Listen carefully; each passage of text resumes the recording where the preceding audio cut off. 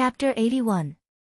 Though he knows that Mississippi Lin is very capable, he can't watch a girl carry heavy things under his nose. Mississippi Lin, why did you carry 2 big stones back? Even with his strength, Lu Sanchun feels that the stones are heavy. He can't figure out why Lin Luoran, who looks so delicate, can carry them as easily as carrying 2 bags of vegetables. Lin Luoran smiles. There are also good things in the stones. You will know later. Lu Sanchun still doesn't understand. He just scratches his head and helps Lin Luoran carry the stones upstairs. It seems that Commander Qin is not at home. Lin Luoran goes to see Baojia first. She is no longer sweating and the Reiki inside her is stable. Commander Qin said that there are 5 kinds of Taoist root. Lin wonders which kind Baojia is. But wait, what kind of Taoist root is she? Lin Luoran suddenly remembers that she has been absorbing Reiki from the bead when she was meditating. The Reiki is so pure that it doesn't seem to be divided into different kinds. She has never tried to feel the 5 kinds of Reiki in the world.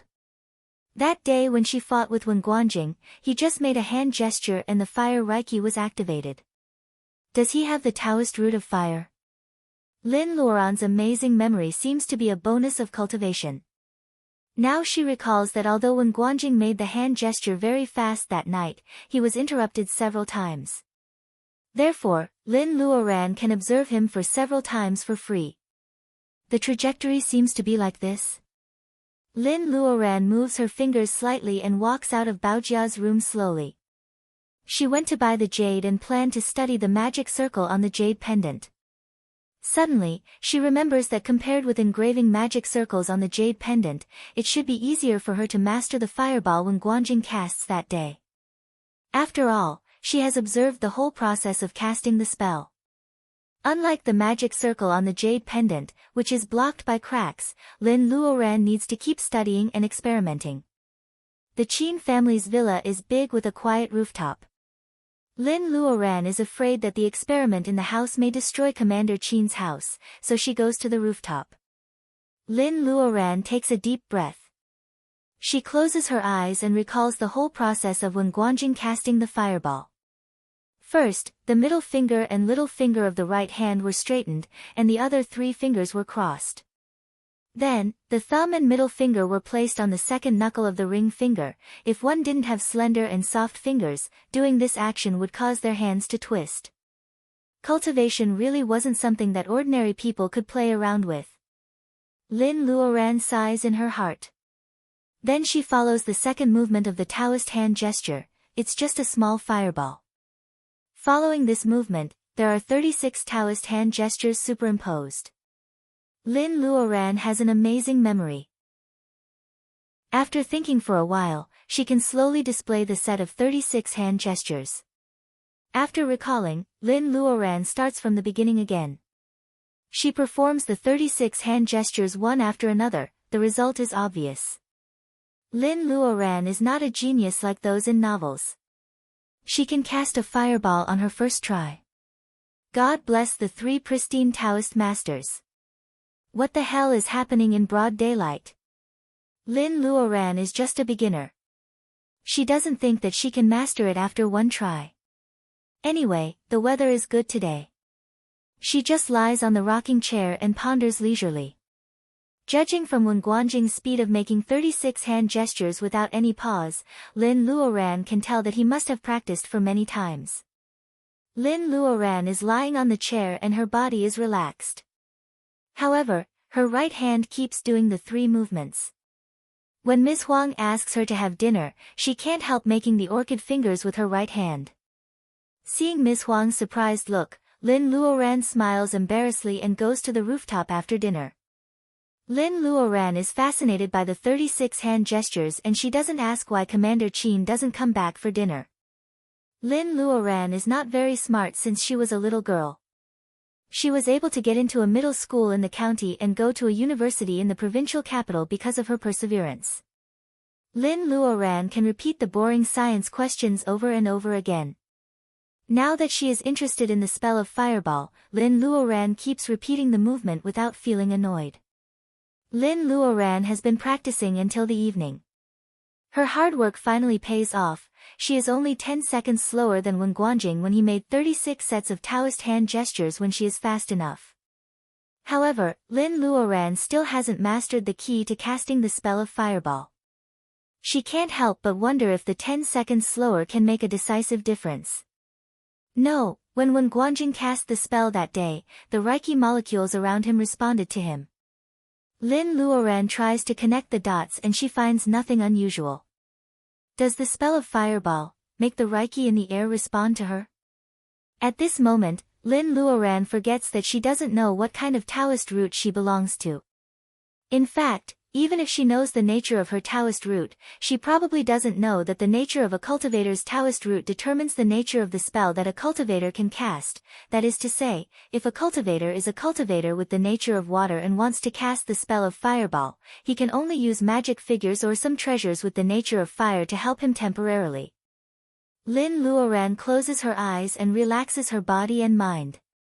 Gradually, she feels that the world is silent and she is the only one standing on the rooftop of the Qin family. After a while, she can't even feel where she is standing. She seems to be floating in the air. After another quarter of an hour, Lin Luoran doesn't feel that she is floating anymore.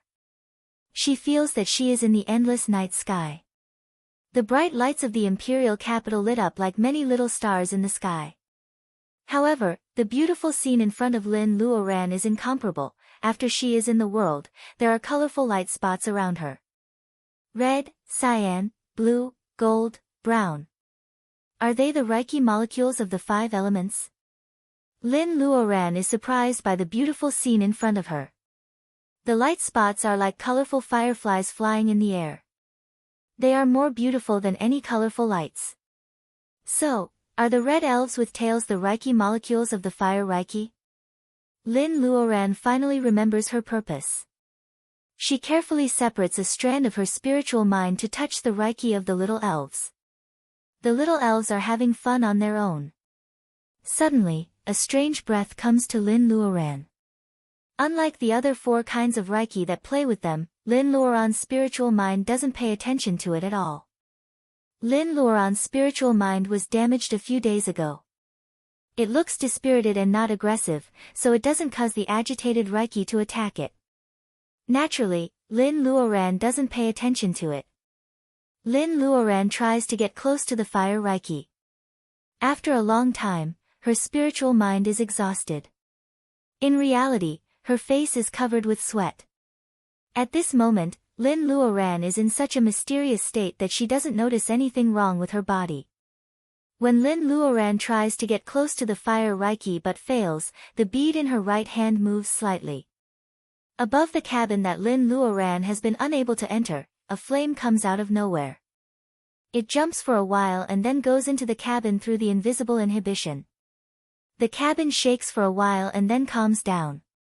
Lin Luoran can't see any change with the naked eye.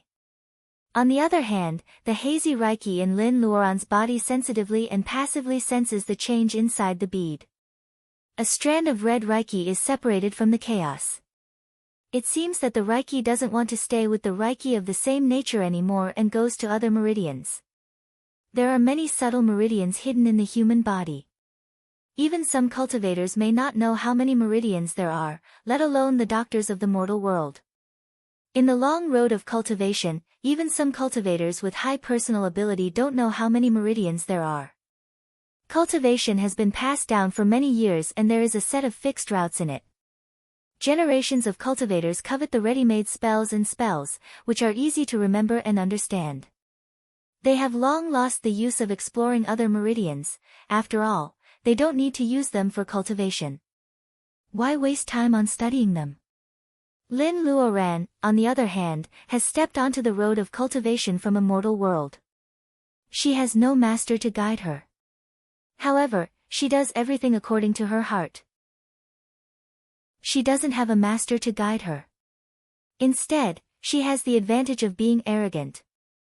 As soon as she has an idea, she can try and explore it. She is very bold. At this time, the Reiki of the 5 elements on the earth are all restless. Normally, When cultivators in the level of training chi start to practice spells, they all do it under the guidance of their masters. They are afraid that if they don't cast the spells properly and annoy the bad-tempered Reiki molecules, the spells will backfire on them. Lin Luoran is the only one who is fearless. She even learns the spell from Wen Guanjing, not to mention the guidance of a master. Lin Luoran doesn't feel anything. She feels something unusual in her body and wakes up from the state of perceiving the nature of nature. She wipes the sweat off her forehead and takes a rest. Then she relaxes and enters the state of inner vision. Huh? Why does that wisp of fiery red spiritual chi in my body, which seems to have quite a personality and is hiding in another meridian to act like a big shot, look so familiar? Lin Luoran separates them and finds that they look the same as the fire Reiki with a small tail. Lin Luoran is excited. For the first time, the Reiki in her body have different properties. Does she have the Taoist root of the fire? No, even if the attribute of his Taoist root was accidentally awakened just now, the Reiki should have all turned fiery red. Why was there still so much Reiki with no attribute remaining in the original meridians without any movement? Lin Luoran thinks of a possibility and suddenly loses the motivation to continue learning the spell of Fireball. Cultivators with the Taoist root of a single nature are geniuses in cultivation. Jiang Mingyue has the nature of water and wood.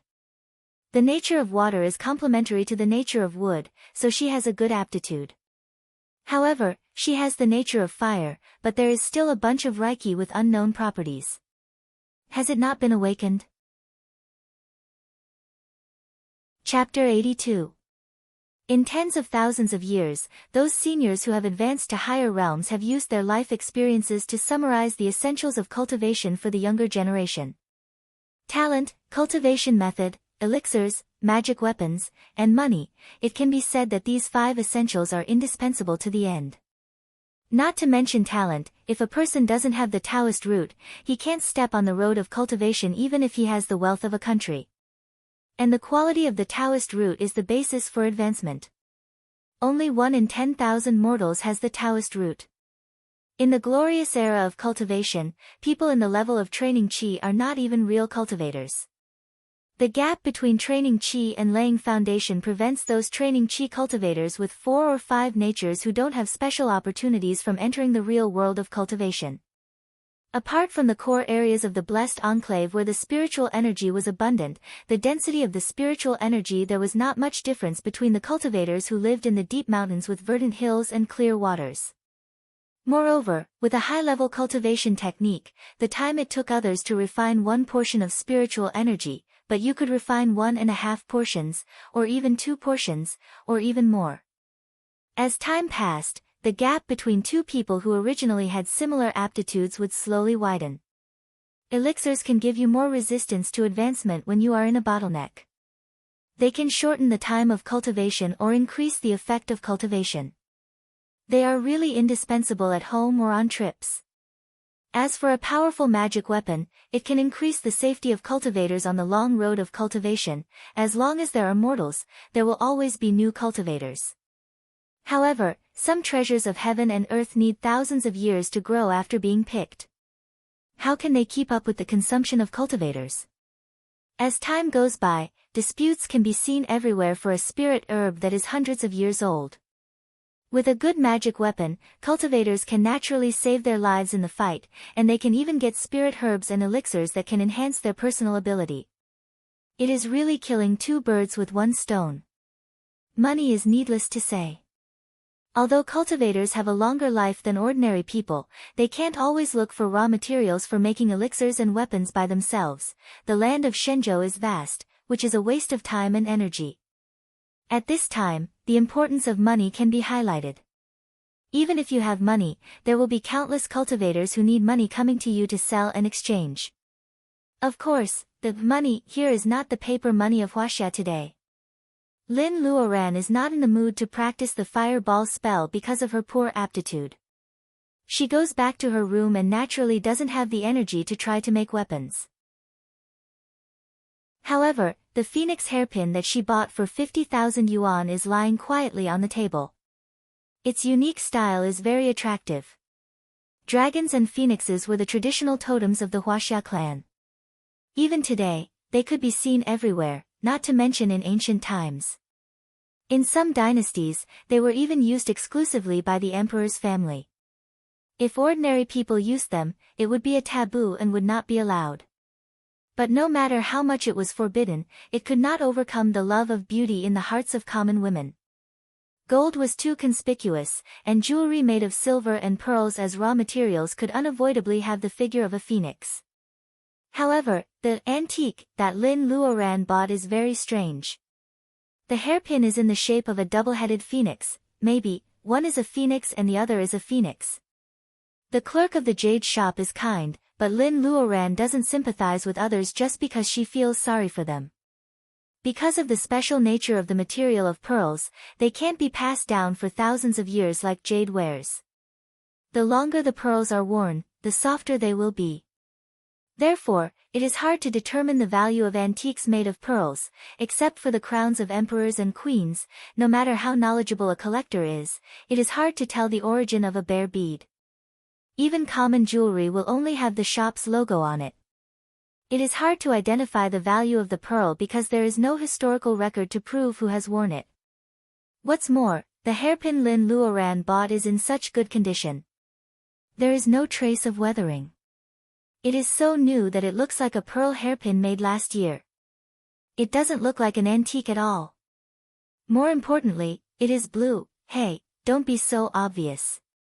In this world, there are no blue pearls except dyed ones. However, Lin Luoran still buys it. It is not because the old man says that it is an antique. It is because she feels a trace of very weak but certain reiki from the hairpin. Lin Luoran is a novice cultivator, but she knows one thing. Things with reiki, such as jade, can't be ignored even if you don't know it. So, she has bought it, right? Lin Luoran thinks that she has bought an item related to cultivation with the banknote of the state of Huaxia. She feels a lot better now. However, what on earth is this blue double-headed phoenix hairpin? Lin Luoran looks at it for a long time. It is just a unique hairpin. Is it a piece of jewelry worn by a female cultivator and has been with it for a long time, so it has a trace of reiki? Lin Luoran immediately rejects this idea. Not to mention that female cultivators may not wear earthly pearl hairpin. Even if there is an exception, ordinary materials can't keep reiki for such a long time. So, what on earth is this thing? Is it something like the jade pendant? Lin Luoran decides to have a try. When choosing the reiki in her body, she instinctively avoids the red fire reiki. The blue bead seems to be moist, so it should not be suitable for fire reiki. Reiki of no attribute seeps into the phoenix hairpin without any hindrance. As the blue light turns on, the whole phoenix hairpin changes amazingly. First, the double-headed phoenix is split into two.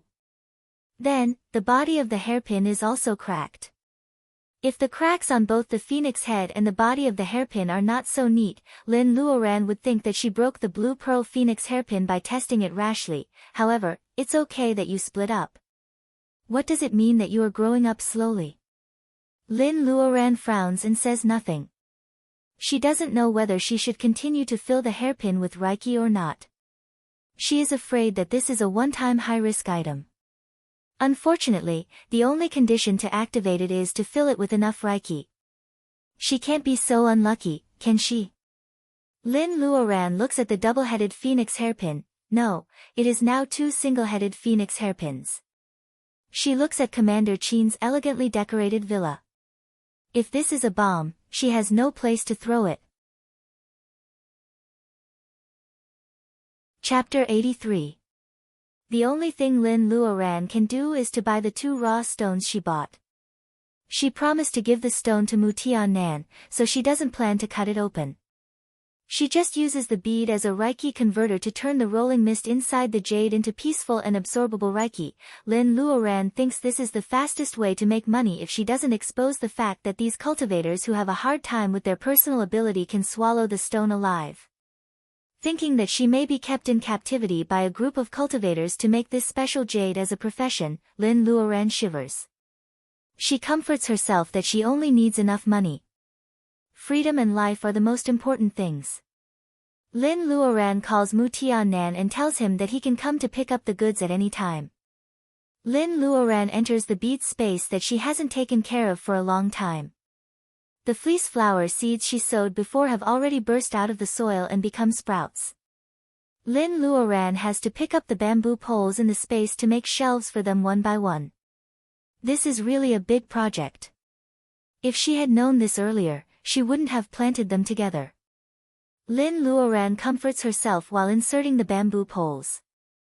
Although it's hard now, she will get a batch of fleece flowers instead of one. There are hundreds of fleece flowers squeezed together.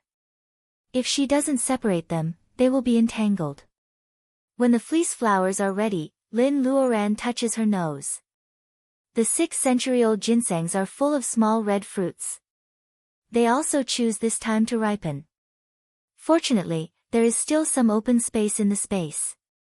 Otherwise, there will be no place for sowing after ripening, which will be sad. Immersed in the joy of harvest, Lin Luoran doesn't notice that the prohibition over the cabin seems to have a fiery red wave after she comes in. Then it immediately returns to normal. Looking at the vegetables piled up like a hill in the space, Lin Luoran wonders if she should take some out to eat. She always feels that it's a waste to just leave them in the space. The fireball spell, the magic circle, and the quality of the ginseng. Lin Luoran has a lot to think about today. She transplants the fleece flower and ripens the ginseng seeds. Lin Luoran leaves the space after sowing the seeds. She feels lucky that the essence of the whole plant will be exhausted when the seeds are ripened. Lin Luoran feels so comfortable now that she has to choose between the herbs and the next generation. Lin Luoran is biting a tomato that is no longer small. She doesn't even notice that the space is full. Otherwise, she wouldn't have sown the fleece flower seeds so densely. Today, she finds an open space to transplant the fleece flower seeds.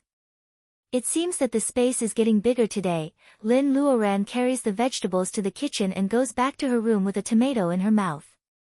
She is ready to start her cultivation tonight. The tomato is thin and juicy. The room is full of fragrance. When Lin Luoran passes by Baojia's room, she seems to be attracted by the smell of the tomato. Baojia's eyes, which have been closed for 9 days, are still closed. However, the eyeballs under her eyelids seem to move. Cultivation is hard. Lin Luoran has been prepared for it since Commander Qin told her about the crazy Taoist's words. If she is still the kind of person with poor quality, how can she be blessed by God? Lin Luoran takes a look at the bead on her right wrist. Because of the universe inside the bead, Lin Luoran always feels that the bead is smart and alive. No matter whether the bead chooses her or not, she can't let it be covered with dust after 100 years and be regarded as a slightly brighter pearl. Lin Luoran sighs and adjusts her mind.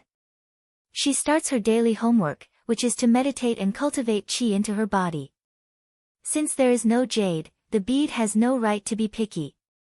It still has to absorb the very little and restless reiki floating between the sky and the earth. Some of the reiki is kept as labor fees, and the rest is tamed and transferred to Lin Luoran, who is cultivating. However, today is a little different. The bead doesn't transform all kinds of reiki into the white reiki in Lin Luoran's body as usual. Instead, it removes the fire reiki and mixes it with the chaotic reiki and transfers it to Lin Luoran together. As Lin Luoran breathes, the reiki sent by the bead is directed to her meridians, and the unique fire reiki also goes to where it should be. This is really confusing.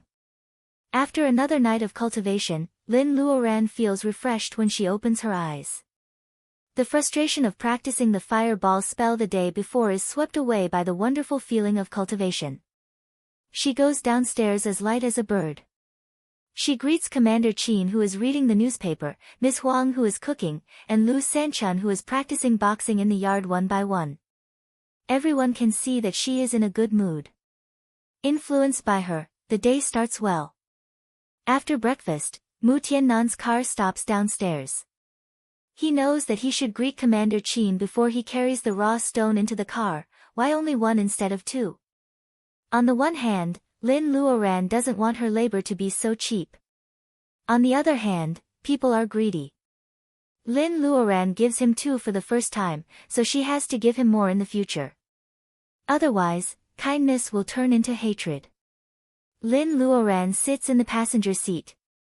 Mu Tiannan turns around and smiles at her from time to time. Lin Luoran always feels creepy when she looks at him. But then again, how come she and Mu Tiannan suddenly become friends instead of enemies? Lin Luoran still feels confused when she thinks about it. Mu Tiannan drives an off-road vehicle to load the raw stone today. Otherwise, the stone can't even fit in the car. Lin Luoran doesn't recognize the brand of the car for a while. Then she remembers that Mu Tiannan has changed several cars to show up in front of her. In Rueli, he even said that he would lend her 100 million yuan. Is the Mu family a family of cultivators? It seems that the Mu family is very powerful. Lin Luoran has to remind herself that even if Mu Tiannan is the middleman, she still has to be careful when dealing with the Mu family. The car goes all the way to the suburbs. Lin Luoran looks at the road sign and wonders, Fragrant Hill Park. Mu Tiannan nods, the Mu family's old house is in Fragrant Hill. Lin Luoran is speechless. Well, it is true that the Mu family is powerful. Anyone who pays a little attention to history books knows what Fragrant Hill is. It was built in the Jin dynasty. After successive generations of expansion, it was named Jingyi Garden in the reign of Emperor Qianlong. Red Leaves of Fragrant Hill is a thing that can be used in primary school textbooks. Now Mu Tiannan actually tells her that the Mu family's old house is in Fragrant Hill. Hey, even if it's a cultivation family, there's no need to use public property for private purposes to this extent. I'm really speechless. Alright, I'm really not jealous, but I'm really looking forward to the feeling of being able to enclose a mountain and do whatever I want. Mu Tiannan squints at her, you can eat whatever you want, but you can't say whatever you want. What do you mean by using public property for private purposes? That large piece of land is obviously donated by the Mu family after liberation, okay? Well, is that so? Lin Luoran feels embarrassed and finally closes her mouth. She just watches without saying a word. Mu Tiannan rarely humiliates her, so he is in a good mood. He hums a tune all the way. The car passes through the winding mountain road flexibly. The direction is completely opposite to the entrance of the park. Lin Luoran guesses that it looks like the back of the mountain. There is a European-style carved iron gate. The white doorpost stands among the flowers and trees, looking elegant and tranquil. Mu Tiannan snaps his fingers, and the gate opens slowly. Mu Tiannan drives the car all the way in and smiles brightly at Lin Luoran, welcome to Fragrant Hill Villa. Villa. Lin Luoran is speechless. Is this really the place where cultivators live? Chapter 84. Master. Maid costume. My yen%yen. Mu Tiannan sees that the big bodhisattva beside him doesn't look good. He quickly winks and tells the noisy girls to leave. He smiles awkwardly, the front yard is where I live. The old man and the others don't come out easily in the forest. I'm afraid we have to walk for a while. So, she has to climb up with a stone in her arms? Although Lin Luoran is a nice person, she is still unhappy. Mu Tiannan is not as careful as Lu Zheng, so he doesn't notice it at all. After all, she is an adult. She can't do such a childish thing. She can only get out of the car. She doesn't care about the stone anymore. She asks Mu Tiannan to carry her and they walk into the forest together. It rained last night, so Lin Luoran is as light as a butterfly. Her feet barely touch the ground. Mu Tiannan is holding a heavy stone in his arms, so he can't use his lightness skill at all. His Italian handmade white leather shoes are soon out of color in the mud. Looking at Lin Luoran's relaxed look, Mu Tiannan grits his teeth. It's good to be a cultivator. Should he also pester Grandpa to walk on this path? Lin Luoran looks at the handsome Master Mu who is left behind. He is so embarrassed in the mud. Lin Luoran's previous annoyance turns into a smile. She keeps on walking with a smile. There is no fork on the mountain. Lin Luoran and Mu Tiannan soon reach the end of the fork. It is a small cottage made of cattail straw. There is a fence in front of the door, which is covered with morning glory. The fog in the mountain makes the cottage feel like a fairy. Lin Luoran breathes a sigh of relief. It finally looks like a cultivator. Lin Luoran doesn't deliberately stay silent, so the people in the cottage have already noticed their arrival. Miss Lin, I hope you don't blame me for not coming out to greet you earlier. This is really an unexpected situation. I hope you can come in and have a chat. The voice came from inside the house. It sounded a little weak and loud. It's my grandpa. Holding the stone, Mu Tiannan is a little breathless. He is afraid that Lin Luoran underestimates him, so he is holding back his strength. Lin Luoran looks at her clothes. There is not even a speck of mud on them. She walks a few steps and pushes open the half-closed wooden door. There seems to be some mist in the room.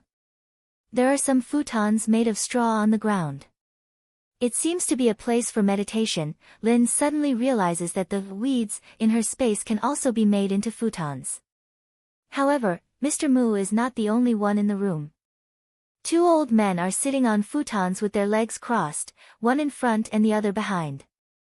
Their palms are against each other's backs, which is the standard way of treating wounds in TV series. An old man with white hair and beard knows that Lin Luoran is coming in. He opens his eyes slightly and nods to her. Lin Luoran notices that he looks a bit like Mu Tiannan. She guesses that he is Grandpa Mu. Seeing that he is healing others, it seems that he is not the one who needs these special jades to prolong his life. Is it the other old man who is sitting cross-legged? Lin Luoran can't help but use her spiritual mind to explore the two old men. A vast power rises. Lin Luoran's spiritual mind, which has not recovered, is shaken again. Lin Luoran's face turns pale. The two old men's personal abilities are much higher than hers. Are they seniors in the level of laying foundation? Lin Luoran doesn't want to test them anymore. She stands aside and waits quietly with Mu Tiannan, who is holding the stone.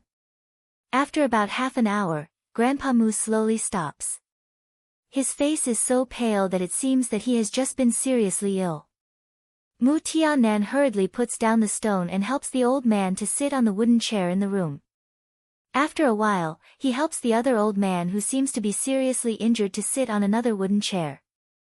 Different from Grandpa Mu, this old man has a high personal ability but looks like a bandit. Well, he is a bit like Commander Qin, who was in the corridor of the hospital when Baojiao was critically ill. Lin Luoran doesn't know that it is very rude and taboo for her to spy on others' personal abilities like this in the world of cultivation. However, the two old men don't care about it. After resting for a while, Grandpa Mu seems to have calmed down. He nods to Lin Luoran and says, even with the help of a famous teacher, Miss Lin, you are so talented. Just now, I saw that you are only one step away from the completion of the level of training Qi. In less than 15 years, Miss Lin, there will be another cultivator in the level of laying foundation in the state of Huaxia. Lin Luoran keenly catches the key words in Grandpa Mu's words. The completion of training Qi. Is this the level that she is about to reach? This is the first time for Lin Luoran to figure out her personal ability. It seems that this trip is worth it.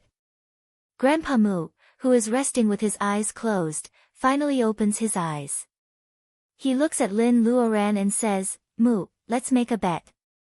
In 10 years at most, she will have a chance to lay foundation. According to the decreasing rate of Reiki in the world, she may be the last female cultivator in the level of laying foundation in Huaxia. The last female cultivator in the level of laying foundation? Lin Luoran is very satisfied with the high evaluation of Grandpa Mu and Grandpa Mu. However, deep in her heart, she is not satisfied with the level of laying foundation. If there is a chance, she will work hard on cultivation. Lin Luoran hopes that she can go further and see more beautiful sceneries. Except for Wen Guanjing, who is good at fighting, Lin Luoran has never dealt with anyone in the world of cultivation. Hearing that Grandpa Mu and Grandpa Mu bet on her, Lin Luoran doesn't know what to say. Fortunately, Mu Tiannan appears out of nowhere with 3 cups of steaming tea in his hands. Stroking his beard, Grandpa Mu smiles. This is the Dahong Pao tea from the mother tree in Mount Wui. Although it is not as good as the spirit tea in the cultivation world, it is still a good thing for the Mu family in this mortal world. I hope Miss Lin will be treated well. Dahongpo tea from the mother tree in Mount Wui is not a good thing. If someone else says this, Lin Luoran will definitely think that he is showing off. However, Grandpa Mu says it in such a natural and harmonious way. It's this master. Lin Luoran is not sure about her judgment and she can't say too much. Hearing that Grandpa Mu says the tea is good, Lin Luoran lowers her head and drinks the tea. Sure enough, her mouth is full of fragrance. The taste is different from the food in the space. It is a unique fragrance. When is she going to get a tea branch and plant it in the space? After the improvement and cultivation of the space, the Dahongpo tea with Reiki can be planted. Is it the spirit tea that Grandpa Mu mentioned? Before Grandpa Mu answers, Mu Tiannan can't help but say, "This is Grandpa Gua. I asked you for this jade to cure his wounds." The old man, who is called Grandpa Gua by Mu Tiannan, smiles bitterly. "I'm just an old bag of bones. I've done so much for you. It's better for me to return to the earth." Instead of being angry, Grandpa Mu laughs. "Here you go again. If you hadn't sneaked into that tiny country and been plotted against by the messenger of Orochi, you wouldn't have been injured for so many years." Orochi? Isn't it a creature in Neon mythology? Does it really exist? A thought flashes through Lin Luoran's mind. Could it be that the characters in Huaxia mythology are also cultivators? However, Grandpa Mu is a shrewd old man. He won't mention these things at this moment. Does this mean that Lin Luoran mentioned the reason why Grandpa Gua got injured on purpose to make her sympathize with him? Chapter 85. Grandpa Mu is embarrassed, but Lin Luoran is in awe. If she were in Grandpa Mu's position, she wouldn't be able to stay calm when she is seriously injured and waiting for the life-saving medicine. However, she is now standing in a dangerous building. Even Grandpa Mu, who is in the level of laying foundation, can't cure her injury. Lin Luoran is even less confident, with her Reiki which hasn't reached the completion of the level of training Qi. Don't be ridiculous. If it weren't for the mysterious power of the bead, she wouldn't have been able to save Baojia. Lin Luoran puts down the cup of tea and says, "Seniors, I have brought the Emerald Girl here." But, about Grandpa Gua's injury, Grandpa Gua waves his hand and says, "It's already a great favor for me that you are willing to give me such a precious thing. How can I let you take all the blame for my injury? Grandpa Mu and the others have their eyes on the master behind you. Though their motive is not pure, they are doing it for my sake. Miss Lin, please don't mind them." Mu Tiannan is as embarrassed as Grandpa Mu. It seems that they are indeed grandfather and grandson. Lin Luoran is not surprised that they are scheming against each other. Lin Luoran is not a rich girl who grew up in a honeypot. She never believes in love and hate for no reason in this world. Mu Tiannan's sudden change of attitude is a problem. If Lin Luoran really has a mysterious master, she can totally ignore the special department and the Mu family's request for help. As the saying goes, one powerful person can defeat 10 people. In front of absolute power, these forces are nothing. Lin Luoran is only willing to help them because she is in a good mood. However, only Lin Luoran knows that she doesn't have a master who is so powerful that these people are afraid of her. Therefore, before her strength grows to a certain level, she has to occasionally reveal that her master is a good thing in today's cultivation world. She doesn't want to get too close to it, but she doesn't want to avoid it to make people suspicious. She must confirm that she really has a so-called master. Therefore, hearing Grandpa Gua's words, Lin Luoran doesn't take all the blame for his injury. Instead, she takes the initiative to change the topic. I think the fragrant hill is beautiful and full of reiki. It is a good place for cultivation in the mortal world. The Mu family really chose a good place. Hearing that Lin Luoran changes the topic, Grandpa Mu says, Lin Luoran, this is your first time here. Why don't you show us around the mountain? Looking at the scenery is better than sitting. Lin Luoran readily agrees. Mu Tiannan purses his lips. What about me? Grandpa Mu glares at Mu Tiannan, and his sage-like demeanor is gone. Mu Tiannan doesn't dare to say anything and leaves with the teacup. Master Gua stands up first. We're much older than you. We don't mind calling you Little Lin. What do you think? Lin Luoran stands up quickly and says, Mr. Gua, you are too kind. It's just a matter of address. Why not? Even if the cultivation of these two people was higher than her, they were the only known high-level existences in Huaxia. Even if they were older than her, the problem of how to address them was really a small matter. The three of them walk out of the cattail house and continue to walk along the path they came from. The yellow trees cover the sky. The entire fragrant mountain seems to be occupied by these trees, which will be red like flames in autumn. It is winter now, so the beautiful scenery of the red leaves on fragrant mountain is not here. However, there are thick fallen leaves on the ground.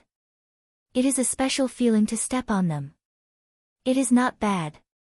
Seeing that Lin Luoran is interested in these ancient trees, Grandpa Mu explains, some of them were planted in the reign of Qianlong, and they are more than 200 years old. More than 200 years old? The trees have been flourishing for more than 200 years. What about Lin Luoran? After 200 years, will she successfully advance and explore a higher level of cultivation, or will she be trapped by the curse that people in Huaxia can only reach the level of laying foundation? Noticing that Lin Luoran suddenly looks gloomy, Grandpa Gua thinks for a while and says, Little Lin, you seem to be depressed.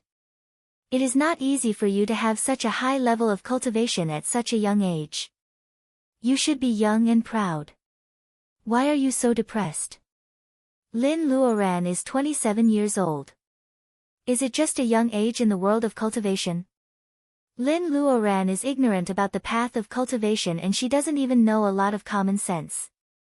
Seeing that Grandpa Mu and Grandpa Mu are being kind, Lin Luoran thinks of an excuse to explain to this rookie cultivator, as you know, I am just an ordinary person in the secular world. I was lucky enough to step into the world of cultivation, but I don't know many taboos and common sense. According to Wen Guanjing, after 100 years of hard cultivation, I will become a skeleton in the wild. If I am lucky enough to reach the level of laying foundation, how long can I live? Lin Luoran's words refer to space. What Lin Luoran and Lin Luoran say proves their guess. Lin Luoran's so-called chance doesn't mean that she is chosen by a master, who cleanses her marrow with his own personal ability and makes her reach the completion of the level of training qi in one go. Grandpa Mu thinks highly of Lin Luoran's performance. However, Grandpa Mu and Grandpa Mu don't think that it is a problem that Lin Luoran doesn't know the common sense of the world of cultivation. Grandpa Mu doesn't answer Lin Luoran's question. Instead, he asks with a smile, how old do you think I am? Lin Luoran looks him up and down. Grandpa Mu looks healthy and energetic, just like Commander Qin. He seems to be in his 60s. Isn't he? Lin Luoran tells Grandpa Mu her opinion. Grandpa Mu and Grandpa Gua both laugh, not to mention Grandpa Mu. Cultivators in the level of training qi can live up to 100 years old. Cultivators in the level of laying foundation can live up to 200 years old. Cultivators in the level of bearing essence can live up to 500 years old. Cultivators in the level of gathering essence can live up to 1,000 years old according to ancient books. Cultivators in the level of gathering essence can live up to 130 years old. Grandpa Mu laughs and points at Grandpa Gua, he is more careful than me. He is 127 years old. I am older than him. I just celebrated my 130th birthday last month. Over 100 years old. I can't see it at all.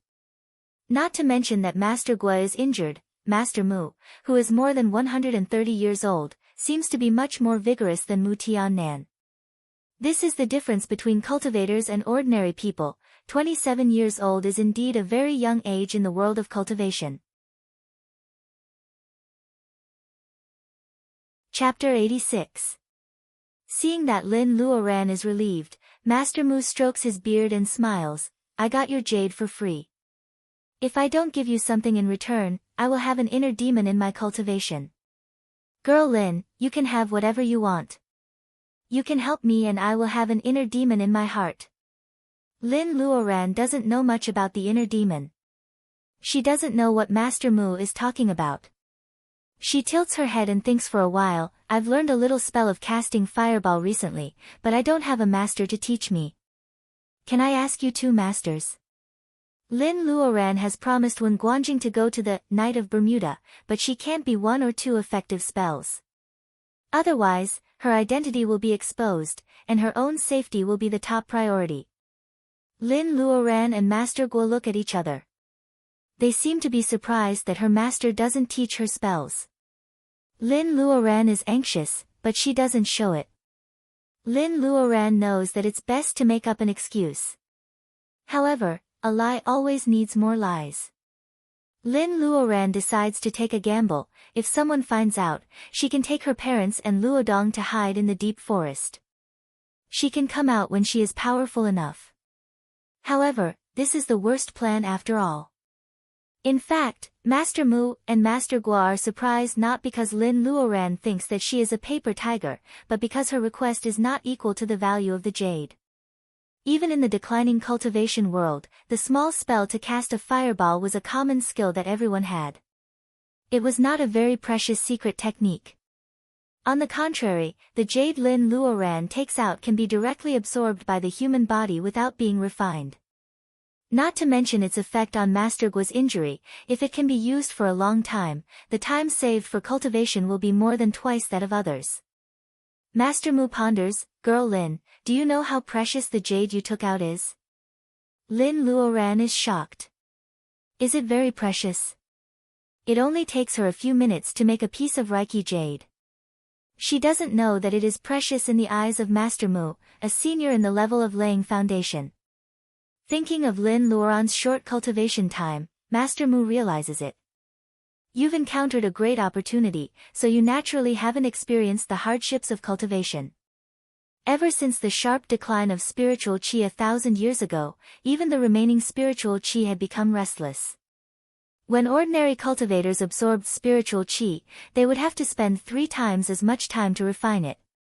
Even though foundation establishment cultivators had a lifespan of 200 years, those with poor aptitudes would be dragged down by time during this extremely time-consuming cultivation and would have no chance of reaching foundation establishment. Also, because of the violent spiritual qi, the spiritual materials of heaven and earth have all changed their medicinal properties, so the previous pill recipes are no longer used. Medicinal pills, which can assist cultivators in their cultivation, have become extremely rare. That's why no one has advanced to the core formation stage ever since.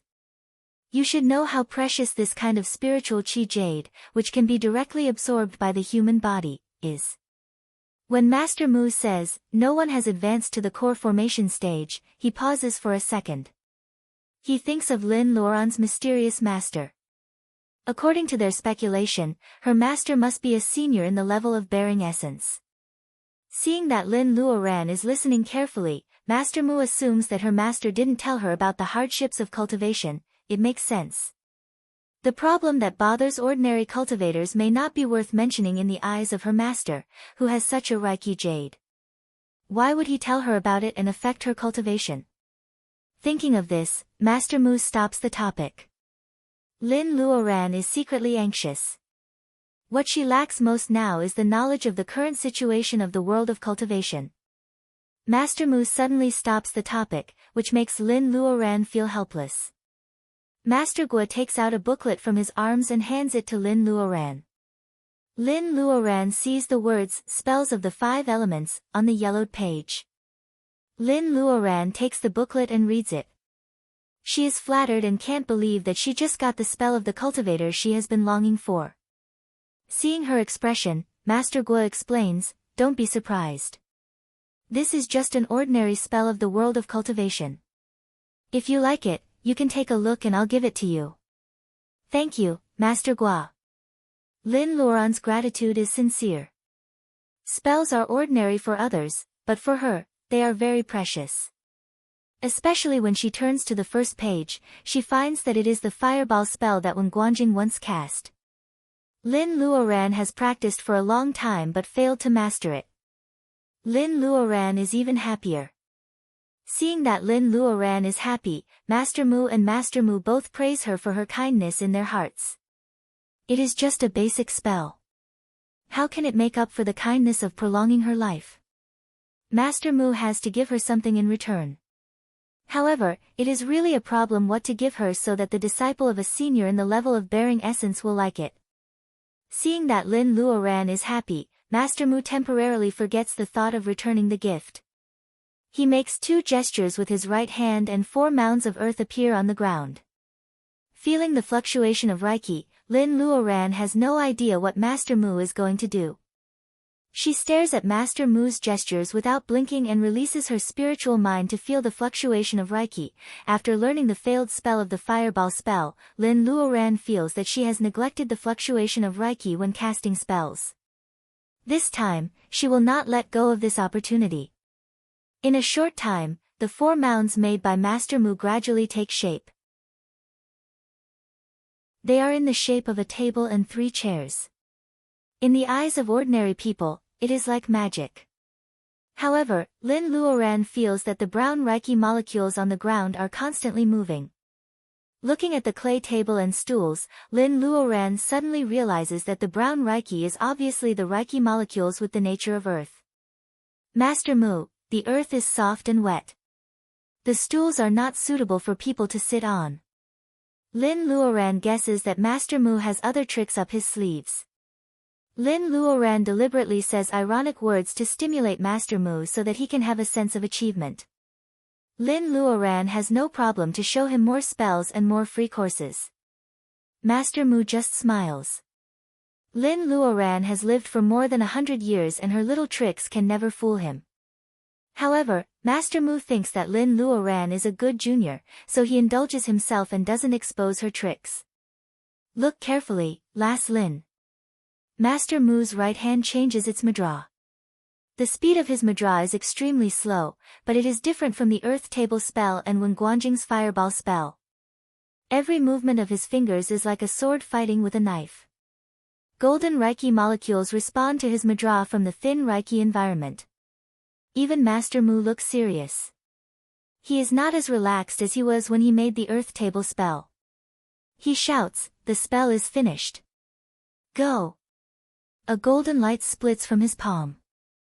The metal Reiki collides with the earth Reiki that hasn't dissipated yet. Fierce sparks are produced. The soft and wet clay table and stools are on fire.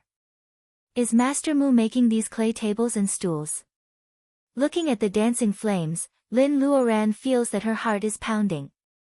She is 100% sure that Master Mu didn't use the fire Reiki. Then where did the flames come from? Master Guo coughs. He is not used to Master Mu trying to coax the little girl with the mysterious veil of spells at his age.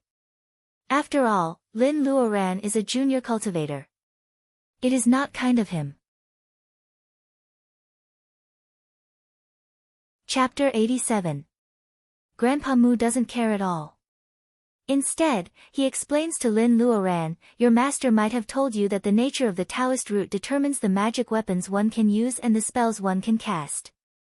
However, there are 5 elements in the world, and they reinforce and restrain each other. As long as you can successfully lay foundation, you can make use of the principle of the mutual promotion of the 5 elements to make some interesting changes. Take me for example. I have the nature of gold and earth, but I can use the collision of gold and earth to trigger a trace of fire Reiki to cast this spell. Don't look at this extra bit, it can sometimes save your life. Does the Taoist root determine the spells one can cast? Lin Luoran hears Grandpa Mu's words and keeps them in mind. The Reiki inside her is originally chaotic and has no nature. When she starts to learn the fireball spell, a trace of fire Reiki comes out. Most of the chaotic Reiki is left. Is Grandpa Mu waiting for her to open the door of the 5 elements? What is the nature of her Taoist root?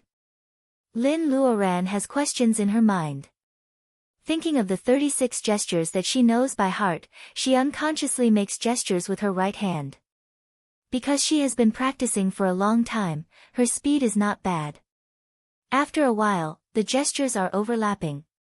She is about to finish the spell. If she finishes like this, she will definitely fail like before. 36 hand gestures are about to be made. Lin Luoran is at a loss. Master Guo shouts, inject your own Reiki into the hand gestures and trigger the response of the Reiki of the fire.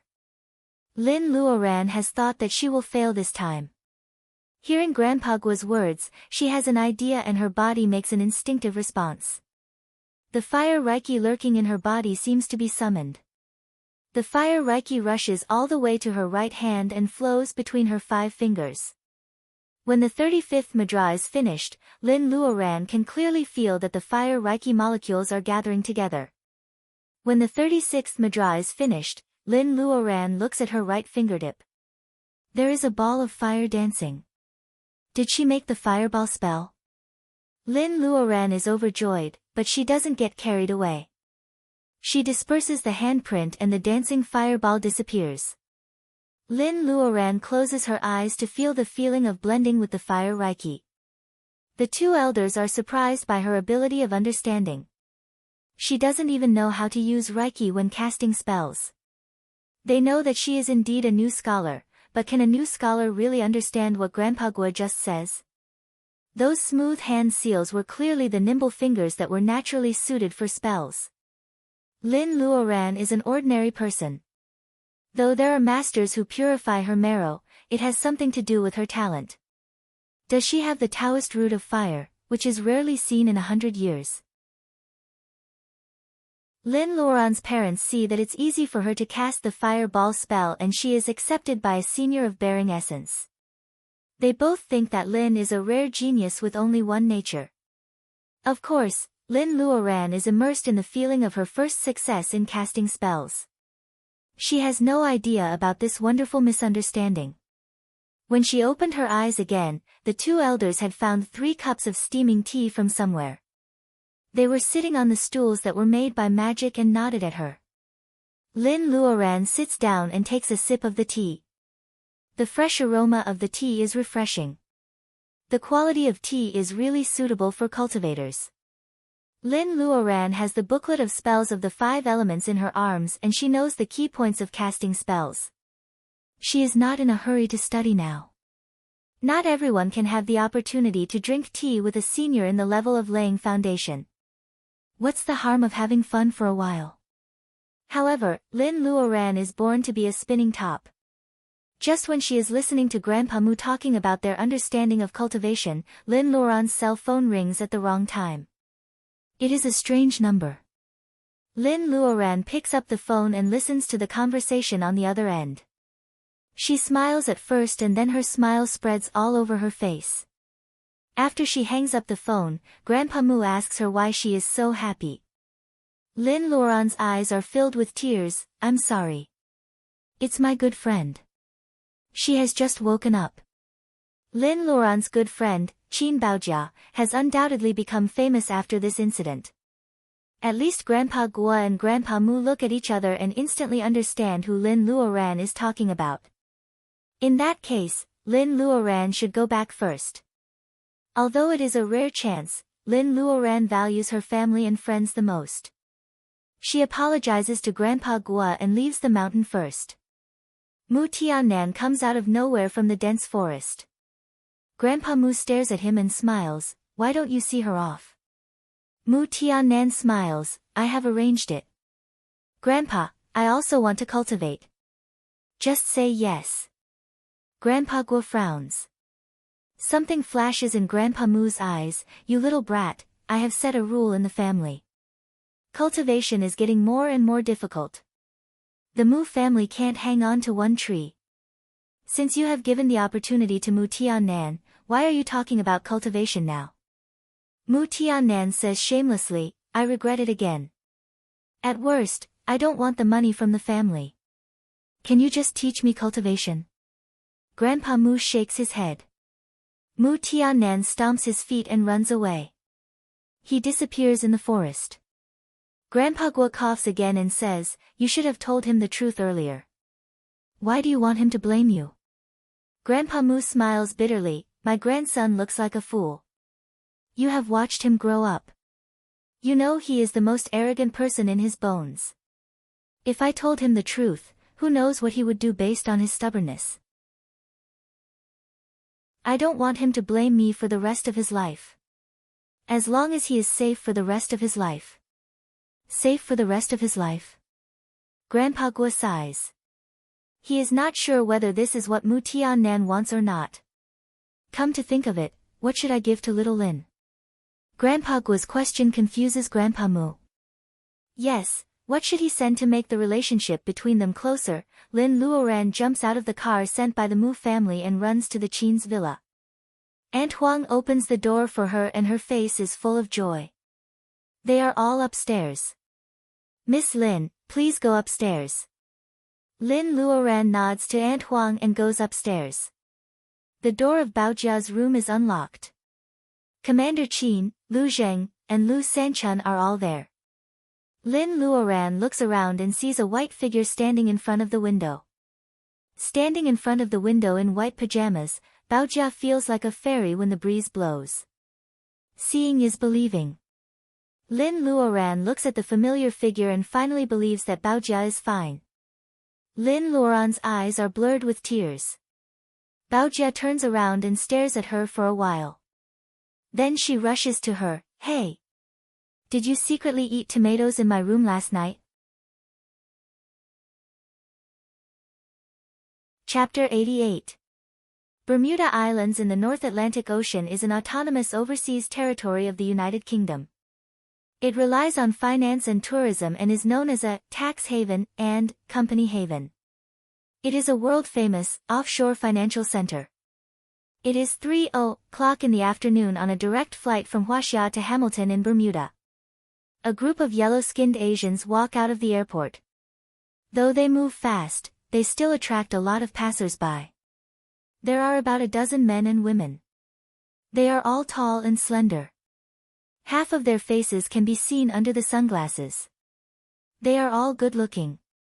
Two foreign men carrying big bags are surprised. "Mike, is this a model team from Asia? Is there a show in Hamilton?" Look at the beauty leading them. Lin Luoran's sunglasses cover most of her face. However, her temperament is as sharp as an unsheathed sword. In the eyes of foreigners, Lin Luoran is like a tall, big-mouthed beauty in Europe and the United States. Lin Luoran's temperament melts the aesthetic difference between the East and the West. Cultivators can easily understand simple English as long as they try to learn it. Therefore, the conversation between the two backpackers is heard by the team. Wen Guanjing looks ordinary. In the eyes of foreigners, he is an Asian. He is not wearing sunglasses. Glancing at Lin Luoran, who is walking in front of him, he can't even tease her. Of course, they have already arranged some cars. There are several inconspicuous business cars with the sign of Expedition Team. In Bermuda, which is a tourist paradise full of luxury cars, these cars can only be regarded as ordinary cars. Huaxia people are indeed moderate. Lin Luoran bends down and sits in the passenger seat. Then she takes off her sunglasses. Some of them are young talents in the cultivation world of Huaxia. However, they are timid in front of Lin Luoran. They push each other and don't dare to sit in the same car with her. When Guanjing touches his nose and sits in the back seat, the driver finally starts the car. "Brother Wen, I heard that Huaxia is not the only one participating in this mission." Lin Luoran sees Wen Guanjing sitting still in the rearview mirror. She doesn't know whether it is a good idea or not. Since these temporary teammates know that she has met Master Gua and Master Mu, they all want to talk to her but dare not to disturb her. Lin Luoran has to re-evaluate the status of Master Mu and Master Mu in the cultivation world of Huaxia. However, this trip to Bermuda is not a sure thing. Lin Luoran doesn't want her teammates to be afraid or disdainful of her. A harmonious team relationship is the most likely way to save their lives. When Guanjing adjusts his mentality. Hearing that Lin Luoran is only about to complete the level of training Qi, when Guanjing sighs. Different people have different fates. He used to be the most powerful cultivator among the new generation of cultivators in the state of Huaxia, but he is easily defeated by this girl, who has only been cultivating for a few months and has been defeated by a master cultivator. When Guanjing is upset at first.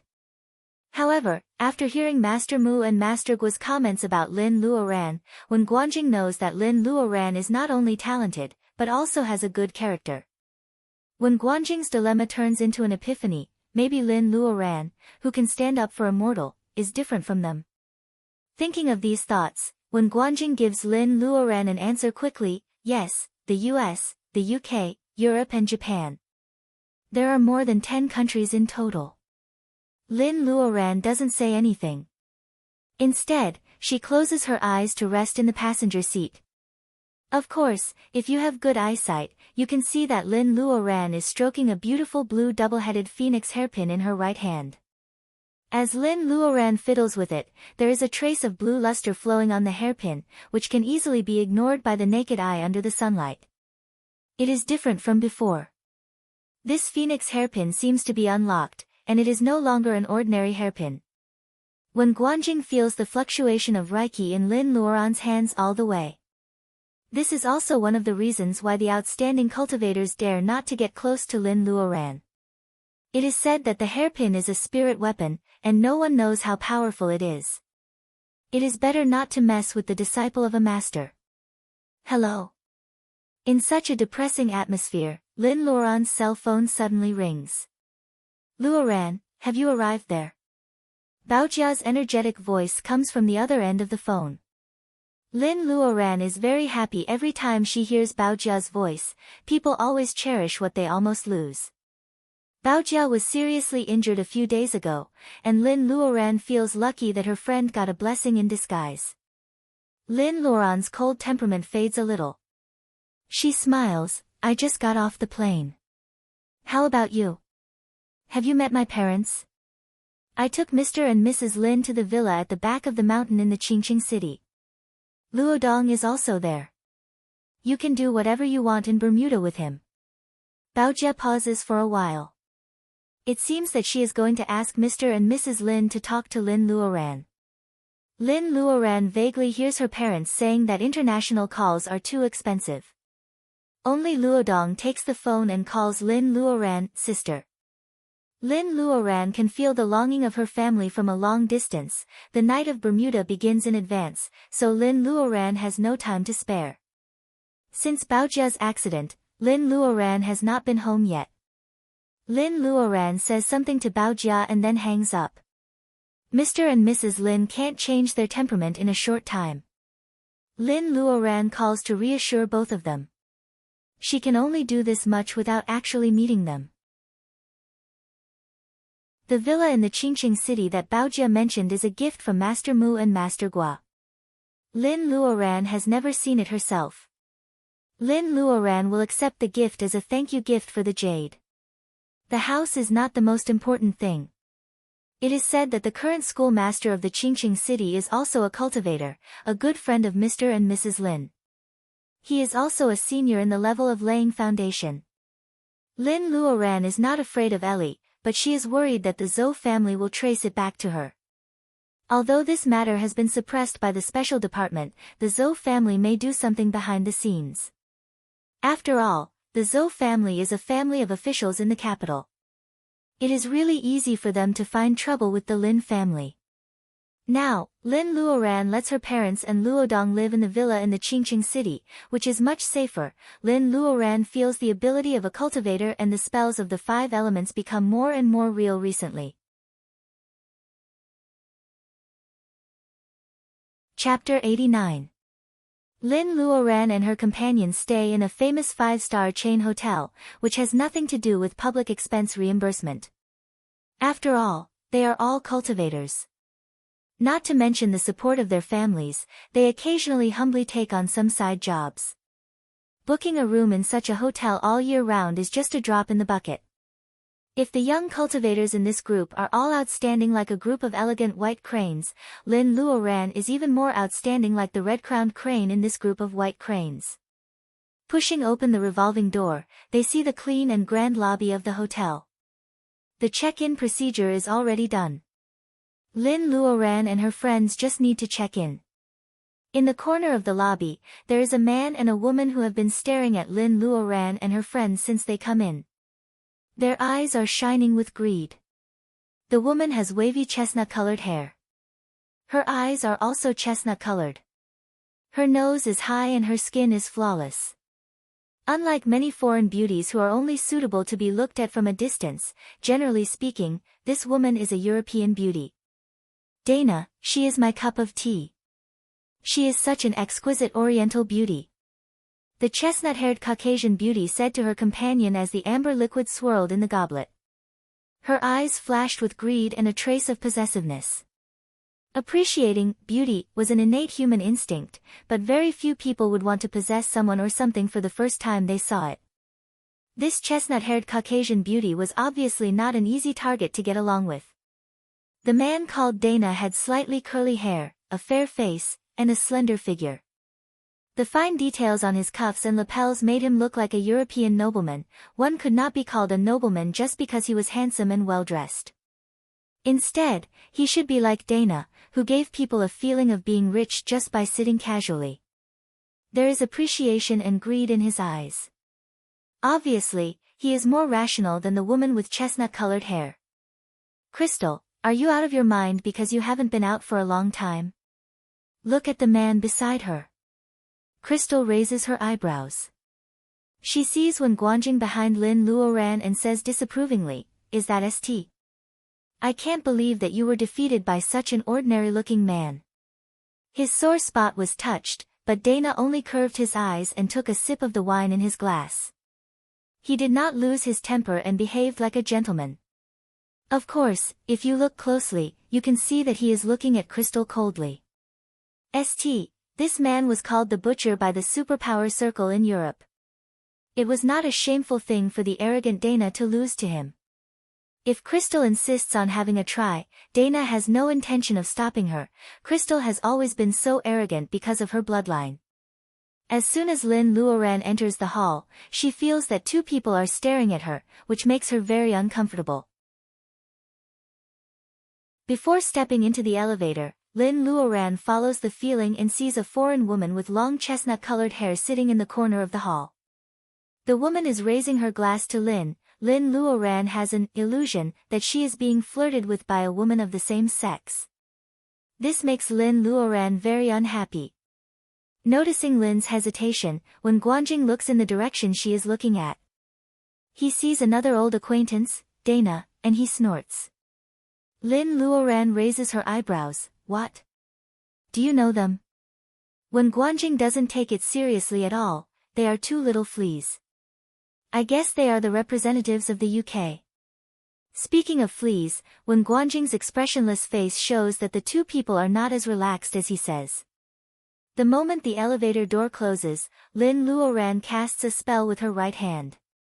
A small fireball gathers on her fingertip and shoots out quickly and quietly. It is not noticeable under the golden light of the hall. Crystal steps back and the fireball hits the wine glass in her hand. Bang! The wine splashes and Dana dodges like a ghost. Crystal doesn't expect that the fireball is aimed at the wine glass in her hand. She can't dodge it and the wine splashes all over her face. The elevator door is closed. Crystal stands there. Her haute couture dress is stained with wine, which attracts all kinds of guests in and out of the hotel. For people of her family who always pay attention to their image, this is more shameful than getting hurt. Crystal's face is pale and there is no anger on her face. However, there is danger in her eyes. Seeing that his friend is being teased, Dana hands a handkerchief to Crystal. He smiles and says, "What are you talking about? Is this what people in the state of Huaxia call a show of strength?" Crystal stares at him and smiles instead of being angry. "I haven't seen such a beautiful woman for a long time. She is mine." She licks her sexy red lips. Apart from being sexy, she is also seductive and frightening. The elevator keeps going up. Many people can't resist the temptation of looking down from a bird's eye view. Therefore, most of the suites are on the top floor, which is a good arrangement for the customers. Lin Luoran is not reckless, but she has never been a pushover. It is normal for her to give an appropriate warning to those who speak disrespectfully. Lin Luoran's move is fast and stealthy. Among all the people here, only Wen Guanjing is aware of Lin Luoran's action. On the way up, Lin Luoran notices that Wen Guanjing is hesitating to say something. She says in a low voice, "He is not one of us. He will be our opponent sooner or later in the Night of Bermuda. Now he is just an appetizer. Brother Wen, don't worry." Wen Guanjing, whose nickname is St, certainly doesn't care about this. Lin Luoran is more or less their secret weapon. Wen Guanjing is just worried that Lin Luoran will expose her strength in advance so that her opponent will be prepared. Hearing Lin Luoran's words, Wen agrees. It will happen in a few days anyway. If they really turn against each other, they will have to rely on their strength. What's the point of hiding it? Wen Guanjing stops talking. They go to the top floor and make an appointment to meet in the dining room after washing up. Lin Luoran swipes her room card and opens the door. Lin Luoran is very satisfied with the simple but expensive decoration and the refreshing and pleasant style of the room. What is more beautiful is the beautiful view of the sea outside the floor-to-ceiling window. Lin Luoran can see the beautiful girls in bikinis sunbathing on the beach in the distance. The blue waves are getting bigger and bigger, and the skateboarders are moving up and down with the waves. If it weren't for this mission, this would be a nice resort. Chapter 90. There are many wonders in the world around 30 degrees north latitude. The Black Triangle of Bermuda is one of them. In a small meeting room, when Guanjing draws a large area of the sea on the projector screen with the infrared light in his hand, it stops at the Bermuda Delta area. Every one of us may have heard of the Black Triangle of Bermuda. It is called the black hole of the earth. Ships sink, people go missing, and planes crash all year round. This is our destination this time. After saying that, when Guanjing looks around. Because of his solemn tone, people in the seats listen to him carefully. Brother Wen, I've heard about it too. However, there is another saying that most of these disappearances are fabricated. Is it true that the frequency of accidents in the Black Triangle is actually lower than that in other dangerous waters? The one speaking is another girl in the group besides Lin Luoran. She is wearing a long dress that looks like a palace dress of the Tang dynasty. She has a standard oval face and big eyes. She is round and lovely. She looks like a lady in the Tang dynasty. It seems that this girl is popular in the team. Hearing her words, when Guanjing can't help but smile, junior sister Apprentice Li, these textual evidences are all official statements. In fact, in the past 2 years, as the opening time of Bermuda Night approaches, the number of ship accidents in Black Triangle has increased a lot. Junior sister Li's oval face blushed, as if embarrassed that she had asked such an idiotic question. Lin Luoran lowers her head and says nothing. Official statements, no wonder so many forces are involved. Obviously, this is the result of a unified statement. So what does Bermuda Night refer to? When Guanjing doesn't know what Lin is thinking, but he still says, these are all superficial information. In fact, there is a secret land hidden at the bottom of the delta. It is specially prepared for cultivators. Secret land. Lin Luoran rolls her eyes. It is exactly what she thought at the beginning. When Guanjing said that they can keep whatever they find, Lin Luoran has suspected that the so-called Night of Bermuda is a treasure-hunting mission of the cultivation world. Secret land? Sister Li's eyes light up. Brother, are there treasures in it? When Guanjing nods, there are not only treasures, but also opportunities to lay foundation. All the seniors in Huaxia who are able to lay foundation obtained opportunities in the Bermuda Night last time. After that, they cultivated hard and advanced. Could it be a foundation establishment opportunity?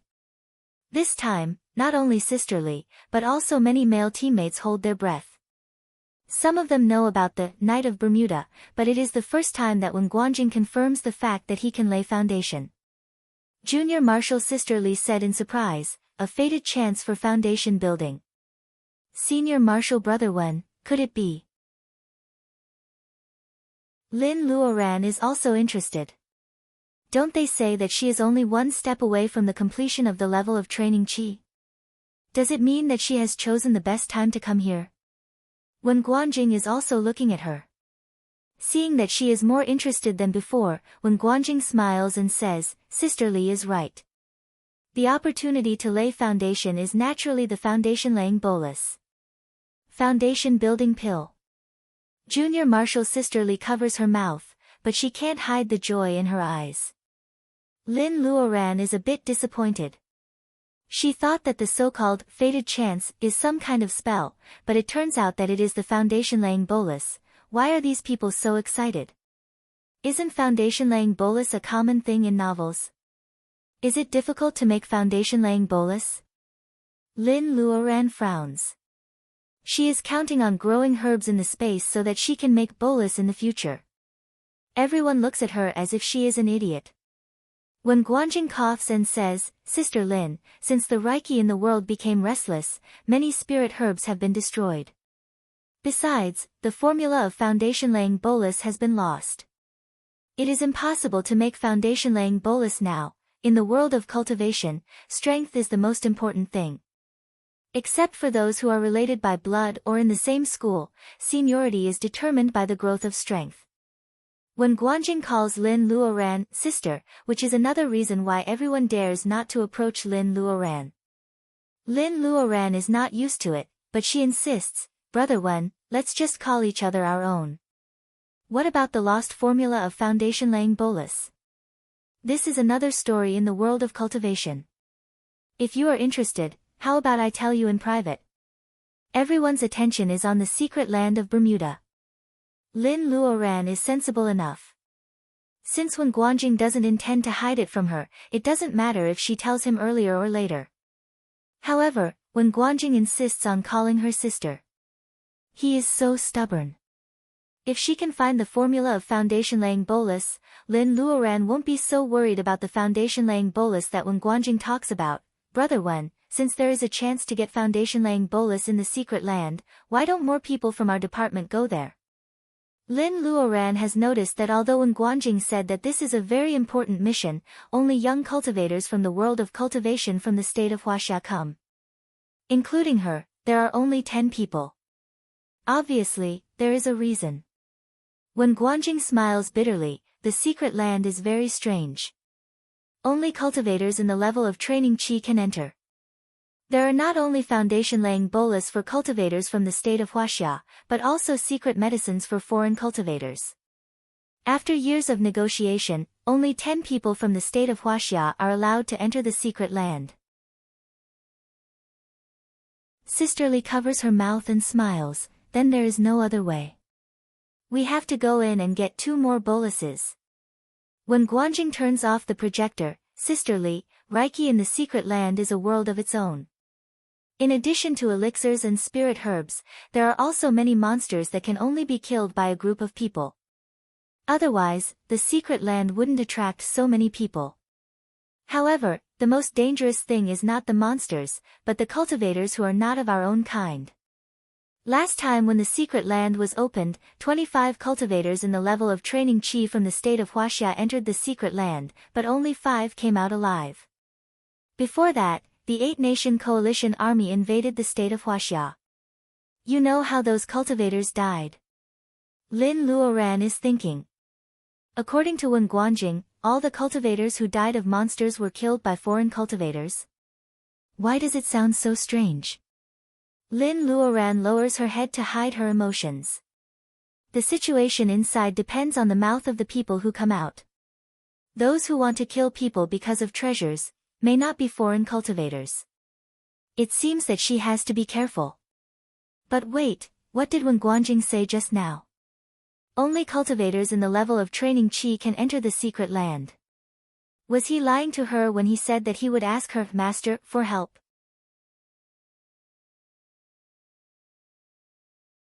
Chapter 91. The moonlight shines on the surface of the sea. The waves are moving up and down, making the water sparkling. A big white cruise ship stops in the middle of the sea. The ship looks hazy and magnificent under the moonlight. In the dim moonlight, Lin can see that there are more than 100 people standing on the deck. The difference in skin color and hair indicates that they are from different countries and places. It's past 1:00 in the morning, but the people on the deck are not sleepy at all. They are all quietly staring at the slightly calm sea. To be honest, it's hard to tell that the sea area within 100 miles belongs to the Bermuda Delta just by looking at the situation. Lin Luoran is standing behind Wen Guanjing. Li Shi whispers, "Sister Lin, look at the atmosphere. It's like a horror movie." She pouts and moves closer to Lin Luoran. Hearing this, Lin Luoran is speechless.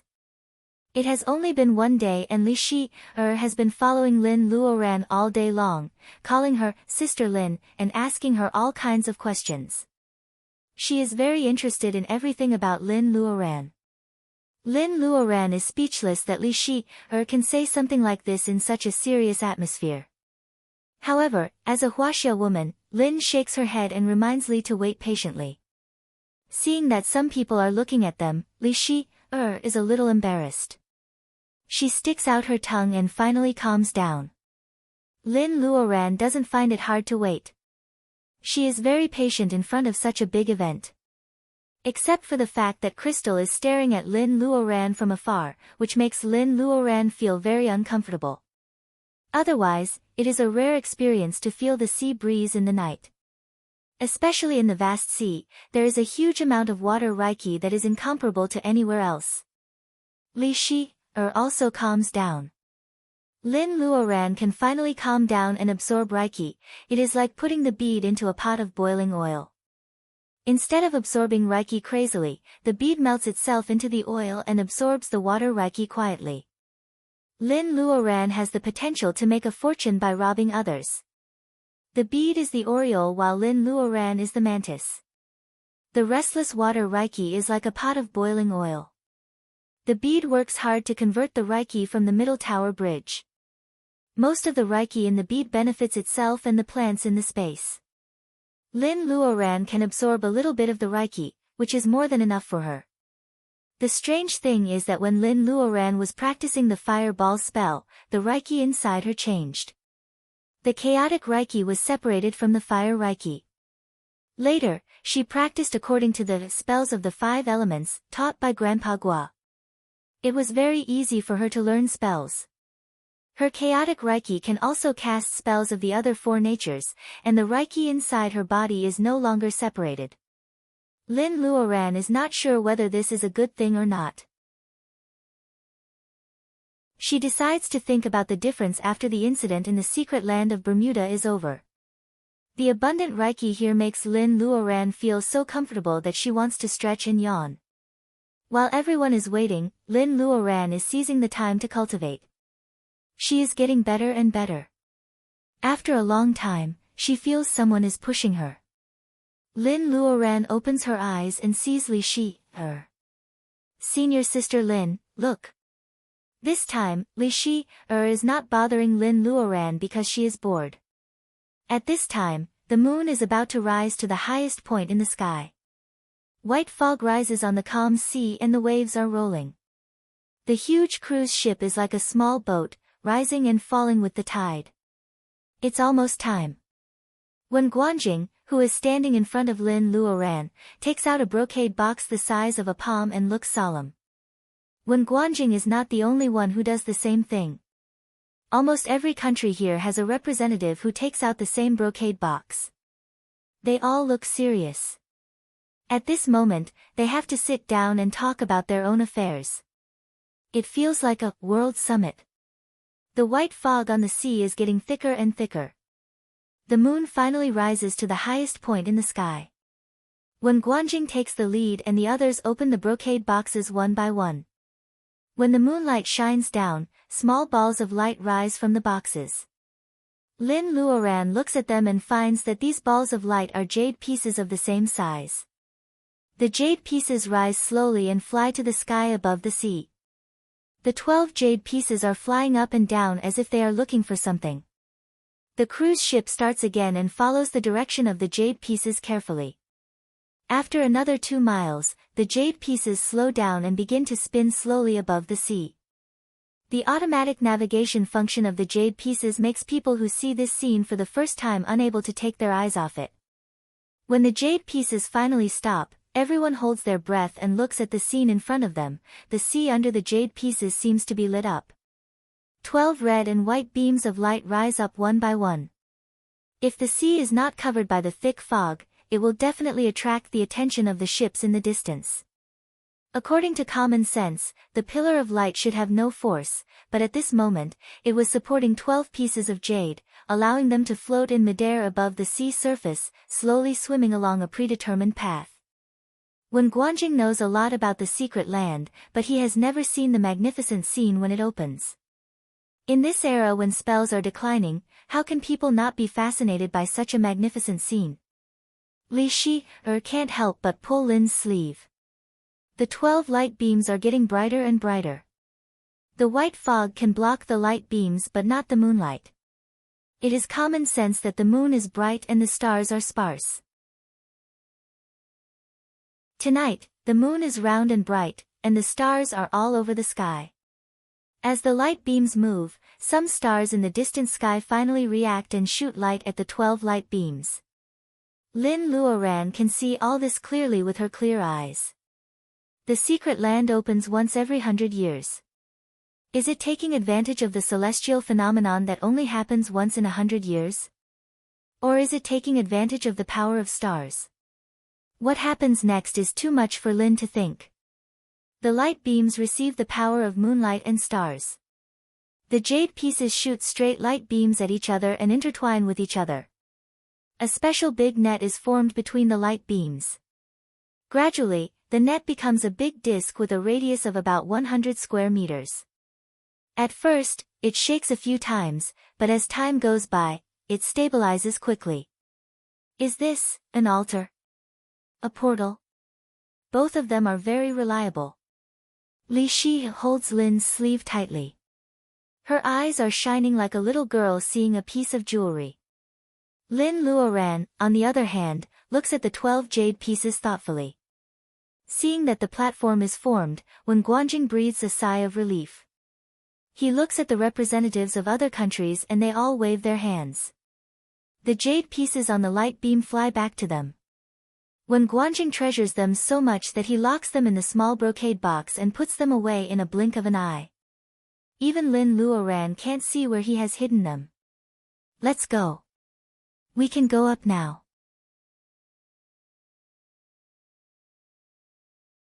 Chapter 92.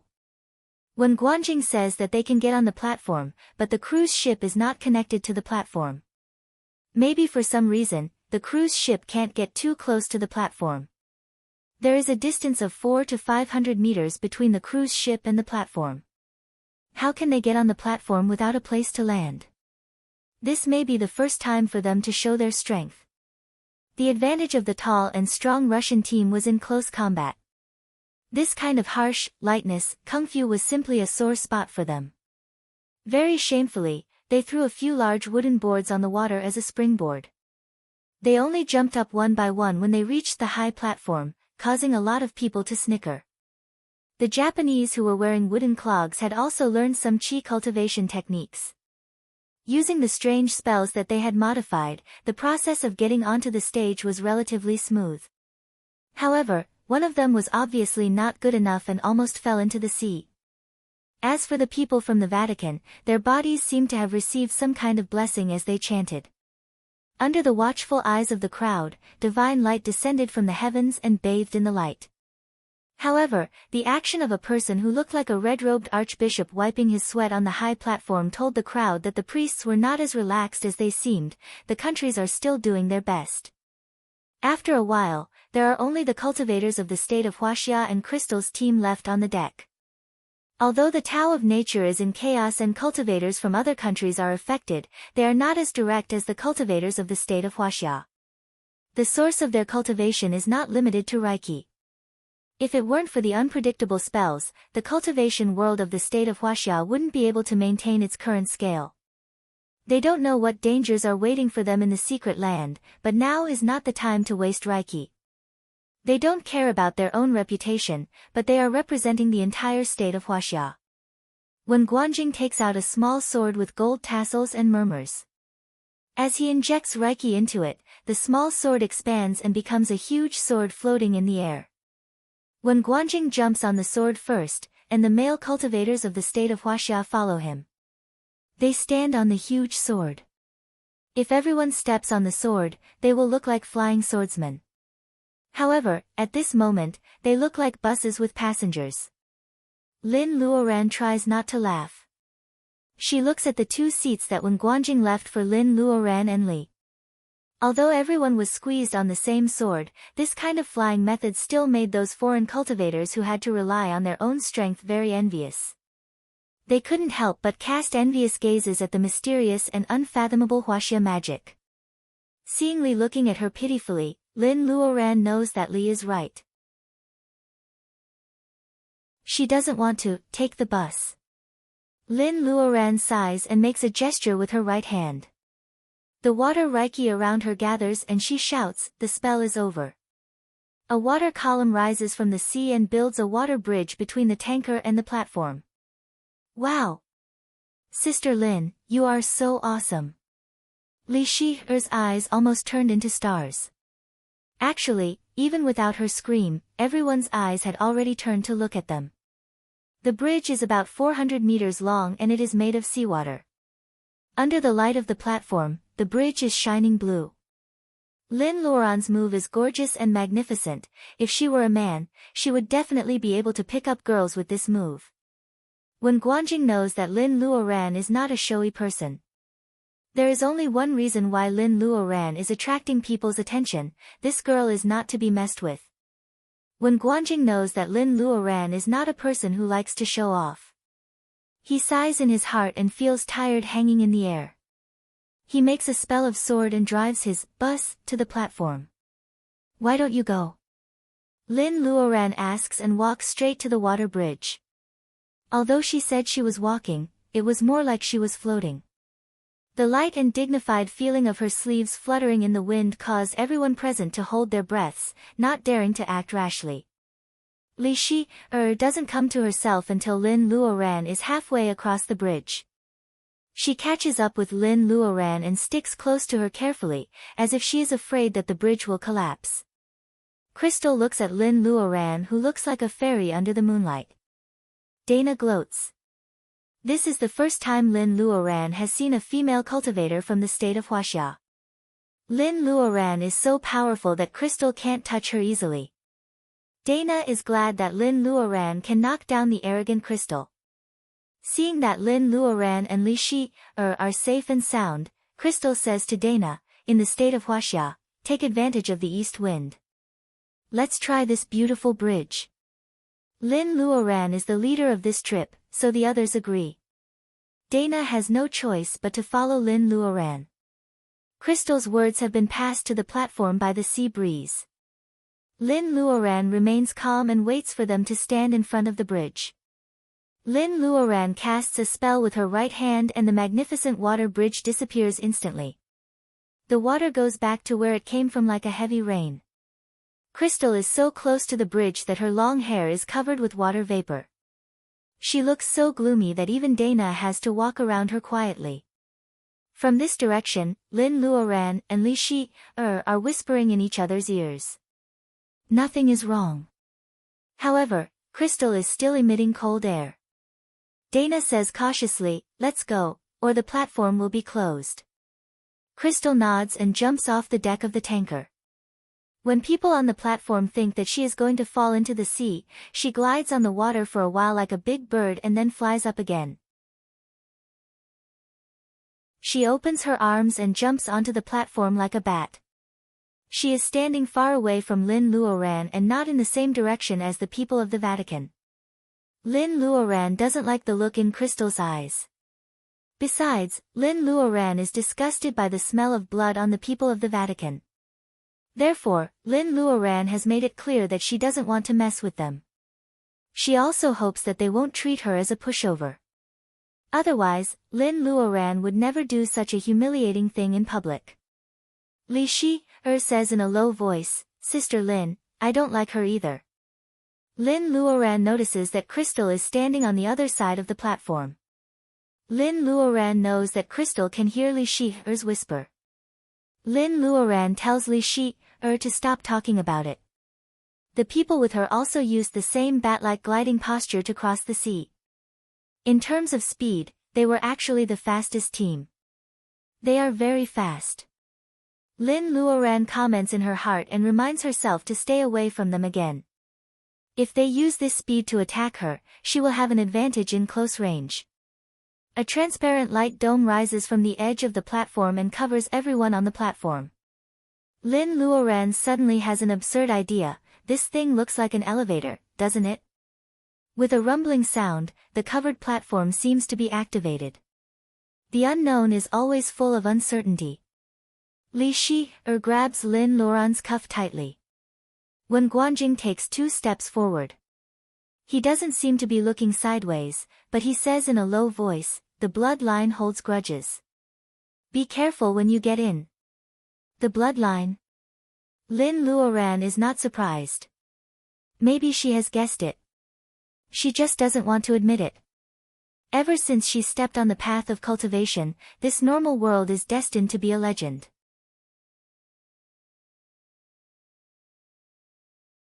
Chapter 93. Lin Luoran thought that the platform was a transmission door. After all, it made such a big noise when it was opened. It would be strange if it didn't send them directly into the so-called secret land. However, the truth is very close to her speculation. It seems to be an elevator. They disappear from the surface of the sea. When they reappear, they are under the sea. The transparent light shield separated them from the seawater, and they were falling down in a straight line at a uniform speed. Through the transparent light shield, they could see the blue seawater outside the light shield. Groups of fish were swimming around, and some silly fish hit the shield and bounced off. It was a beautiful sight, and it was hilarious. "It's so beautiful," Li murmurs to herself. This time, no one blames her for talking too much. No matter which camp they are on, everyone will appreciate beauty in their hearts. The wonder of the sea undoubtedly satisfies many people's aesthetic needs. The style of the secret land is very oriental. However, the design of the underwater elevator is so romantic that it doesn't seem to be the work of the strict oriental cultivators. Lin Luoran looks at the cultivators from different countries. She suspects that this is a place of trial built by many forces a long time ago. As for the secret land that Wen Guanjing talked about, it doesn't matter whether it is a masterpiece of powerful cultivators or it is discovered by others. Lin Luoran thinks that it is not so important to know whether it is a masterpiece made by powerful cultivators or discovered by others. Lin Luoran looks at the cultivators from different countries. The light shield gets lower and lower. At first, they can see groups of fish playing outside the shield. Gradually, there are only some big fish. Now, there are only 2 or 3 big fish. Lin Luoran doesn't know how deep they have fallen. However, as the fish disappear, she can imagine that without the light shield, the huge sea pressure will crush them into meat paste. Lin Luoran is just making the conclusion that no living creatures can survive in such a deep sea. Suddenly, she sees a black shadow coming from the bottom of the sea. Everyone is alert. The shadow is huge and fast. Besides, the light shield is sinking, so it comes to the light shield in the blink of an eye. 2 light balls as big as bowls are very conspicuous in the deep sea. Its body is also as big as a hill. People's eyesight will be affected by it. When the black shadow comes to 100 meters away, Lin Luoran can see what it really is. It is a turtle. Ah! It bumped into us. Li Shi covered her eyes in surprise. Although the people here all had some ability, they had only heard about the secret territory from their ancestors and had never experienced it themselves. When they saw the obviously abnormal sea turtle crashing into them, they all broke out in a cold sweat. If the light shield broke, they were just a group of cultivators who had just entered the secret territory. Under the terrifying pressure of the sea, there was no way they could survive. Lin Luoran clenches her right hand. If the light dome really breaks, she will have to hide in the space immediately. As for Wen Guanjing and the others, maybe she has not mastered the space yet. Lin Luoran has tried, but she can't even bring a living thing into the space. She has to apologize to them. At this dangerous moment, the sea turtle suddenly braked to a stop. It had excellent control over its huge body, easily stopping 1 meter away from the light barrier. It seems to be thinking. Thinking of the fish that bounced off the light dome, Lin Luoran wonders if the light dome is only visible from the inside. From the perspective of the sea turtle, the light dome looks the same as the surrounding seawater. The sea turtle is huge. Lin Luoran doesn't know how old it is. Aside from its huge eyes, Lin Luoran believes that it has a mind. Is it a monster? Even the bloodline has appeared, so it is not strange for a monster to show up. However, Brother Turtle, why are you staring at me? Lin Luoran subconsciously draws back her right hand. Lin Luoran is just an ordinary human. The only thing different about her is the mysterious bead on her wrist. Lin Luoran hopes that the sea turtle doesn't come for this. Because of the giant turtle's hesitation, the light shield passed by it and quickly sank to a deeper place. The giant turtle stayed in place and didn't move. Whether it was because of the sea pressure that it didn't chase after them or not, it seemed to be relatively safe now. Even though it's a false alarm, everyone doesn't relax. Instead, they become alert from enjoying the scenery. Lin Luoran is even more shocked. She has very good eyesight. She feels that when the turtle passed by the light dome, the turtle's eyes are very human-like.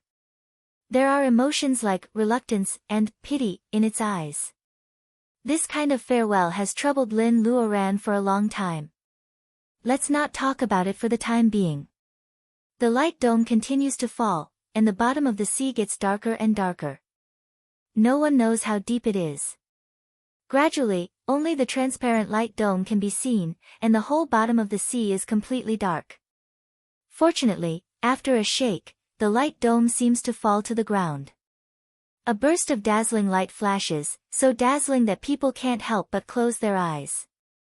When Lin Luoran and others open their eyes again, in front of them is a long tunnel built on the bottom of the sea.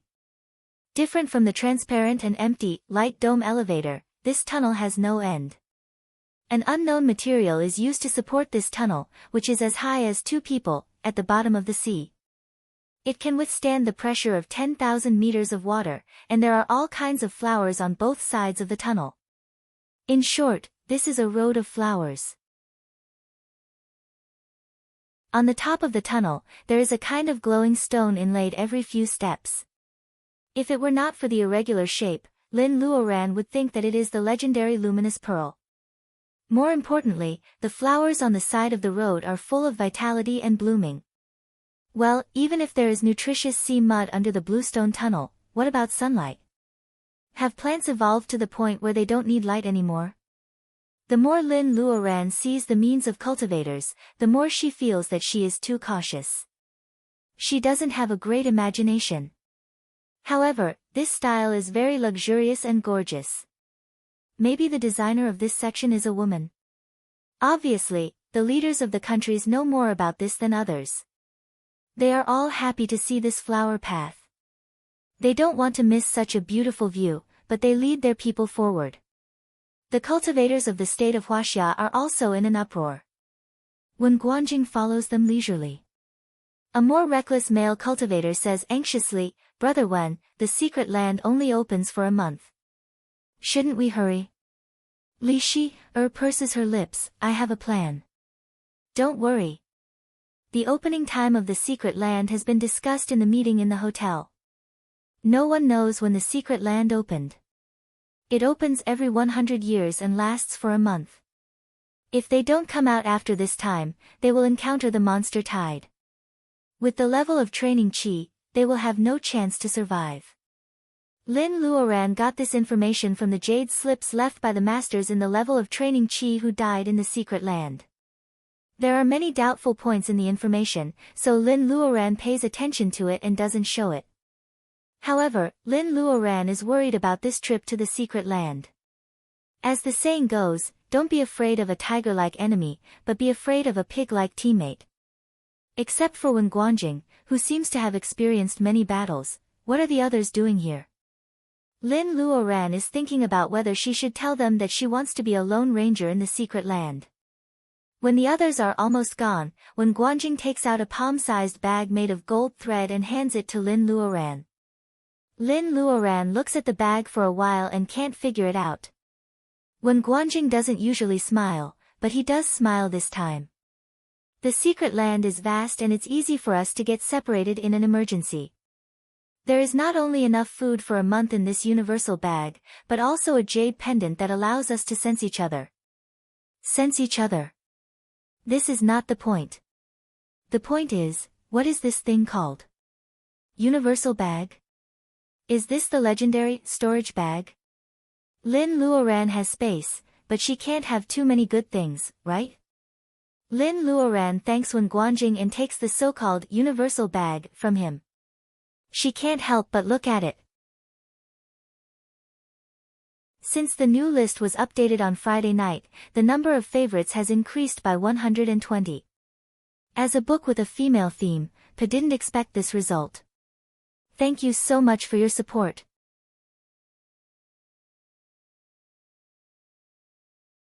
Chapter 94. The flower path looks long, but in fact, it is just a visual difference. With Li's chattering, it is not boring to walk along the path. Lin Luoran drips a drop of blood on it according to the spell taught by Wen Guanjing and imprints it with her spiritual mind. Although she doesn't have much time to refine it, people with the same level as Lin Luoran can't open it. Lin Luoran is disappointed after she opens it. The famous universal bag has only 1 cubic meter of space and most of it is occupied by high-energy compressed food. In another corner, there is a jade slip. Just like taking out the things in the bead, Lin Luoran controls it with her spiritual mind. She takes out the jade slip, and the next moment, it appears in her hand. There are 10 light spots on the jade slip, which are very close to each other. Lin Luoran looks up at Wen Guanjing, who nods to her. Sister Lin, this is the jade slip that can help us sense each other. As long as we are within a certain range, we can find each other. There is some information on the jade slip about the places where the ancestors found treasures. Maybe the spirit herbs were not mature enough, or they didn't have enough time to take them away. This time, we can check them one by one. Seeing that Lin Luoran is listening carefully, Wen Guanjing adds, the monsters are dormant this month, but we'd better not take them to the center of the mountain. It's dangerous and it's hard for us to come back. Lin Luoran nods. Time flies when they are talking. When Lin Luoran raises her head, they are already in front of a golden gate. She puts the jade slip away. The golden gate is just a few towering pillars. You have to look up to see the horizontal stone plaque. There are some tadpole-like characters on the plaque. It is impossible to guess what is written on the plaque.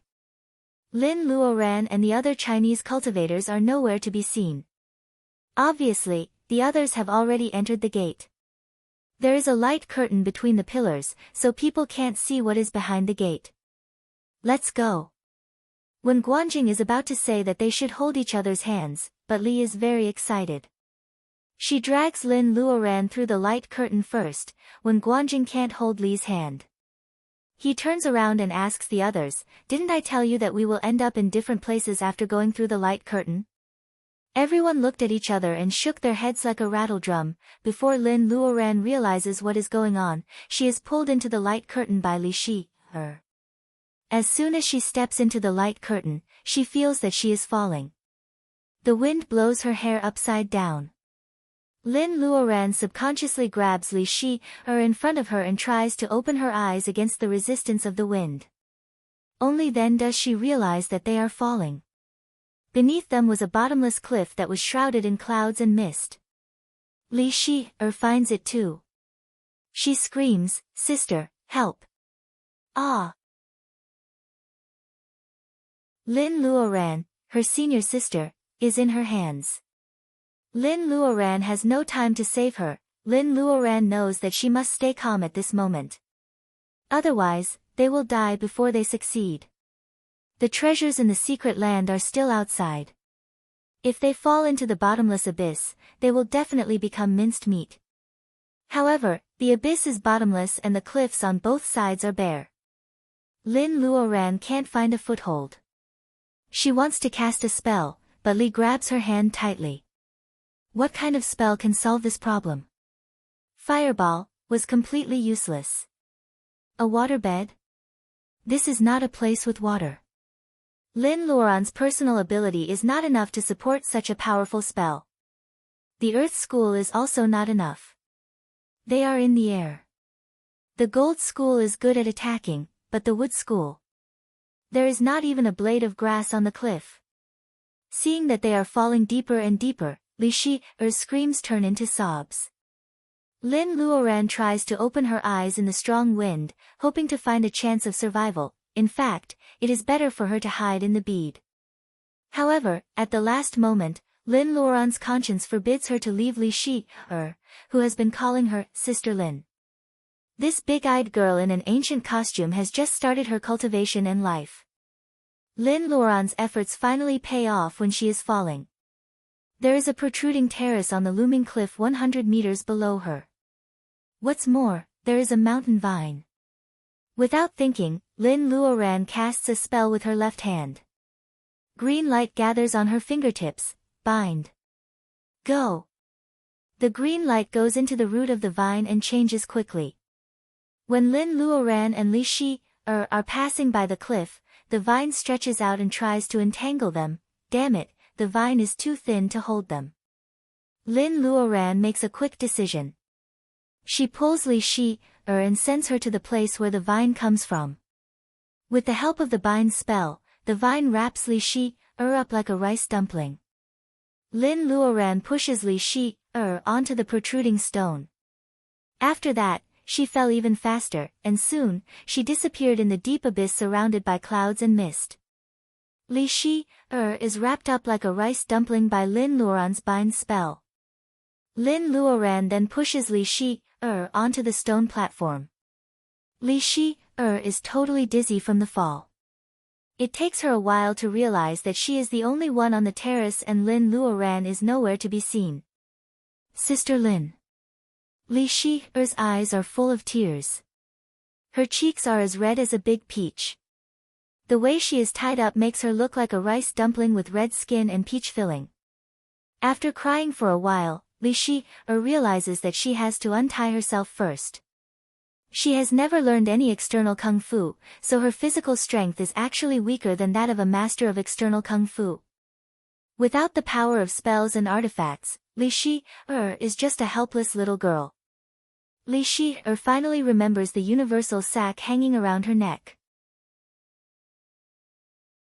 She murmurs something and the universal sack shimmers. A white object appears beside Li Shi-er's hand. It turns out to be a transparent fish thread-like object with a bell at the end.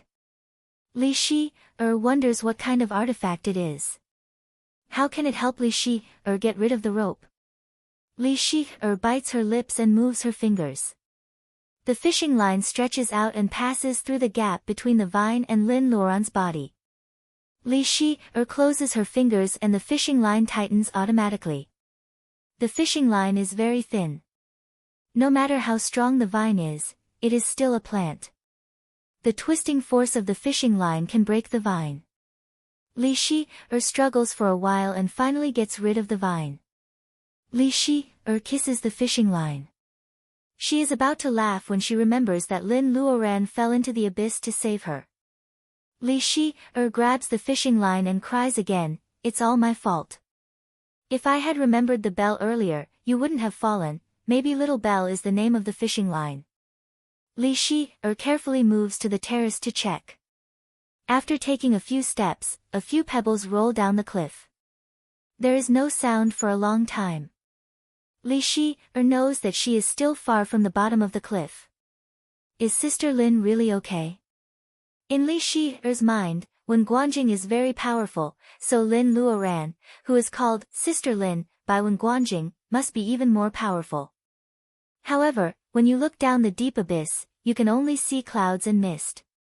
You have no idea whether Lin Luoran is alive or not. At this moment, Li Shi is in such a terrible situation that she can't even touch the sky or the ground. She curls up in the corner, holding her knees and crying her eyes out.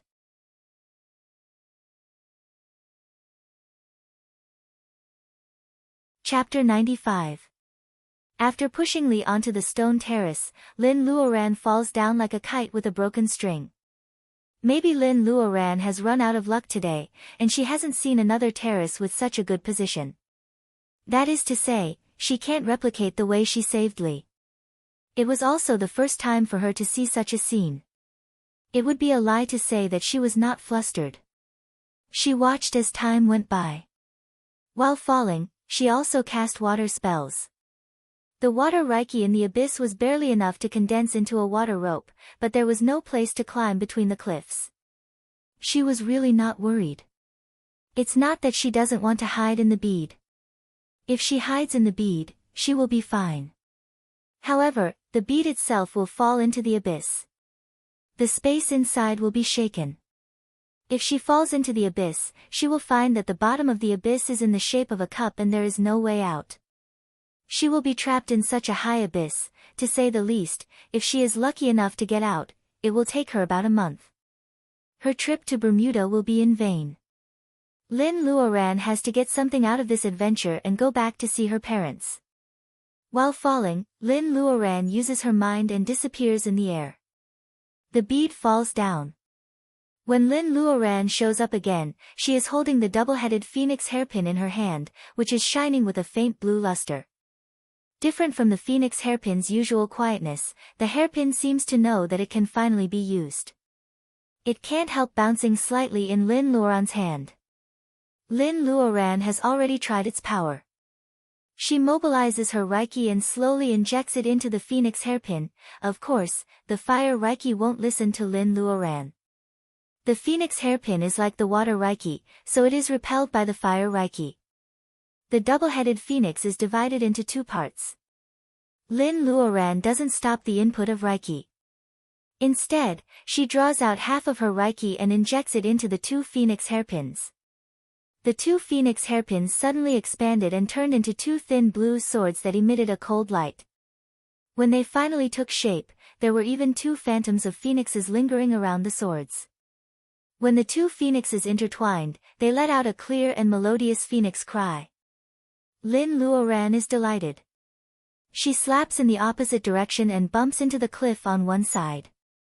Holding a sword in each hand, Lin Luoran uses her right hand to stab one of the swords into the cliff.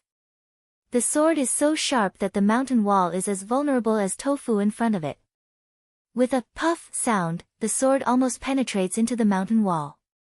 Only the hilt with the carved phoenix head is left in Lin's hand. Of course, Lin Luoran's body falls on the mountain wall.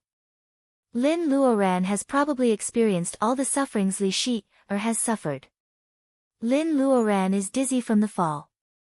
Lin Luoran is about to rejoice when she sees that this method is feasible. However, the phoenix sword is so sharp that it cuts stones like tofu under the infusion of reiki. Lin Luoran, a living person, is even more powerful.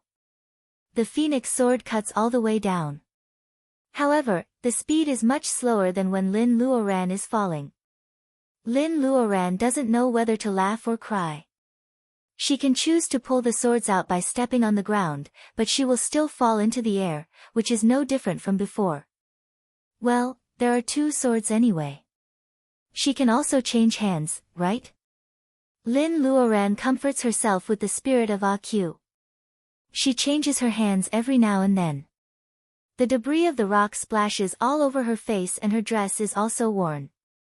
Needless to say, her body is inevitably bruised. after a long time, Lin Luoran feels that she has almost used up all the Reiki in her body.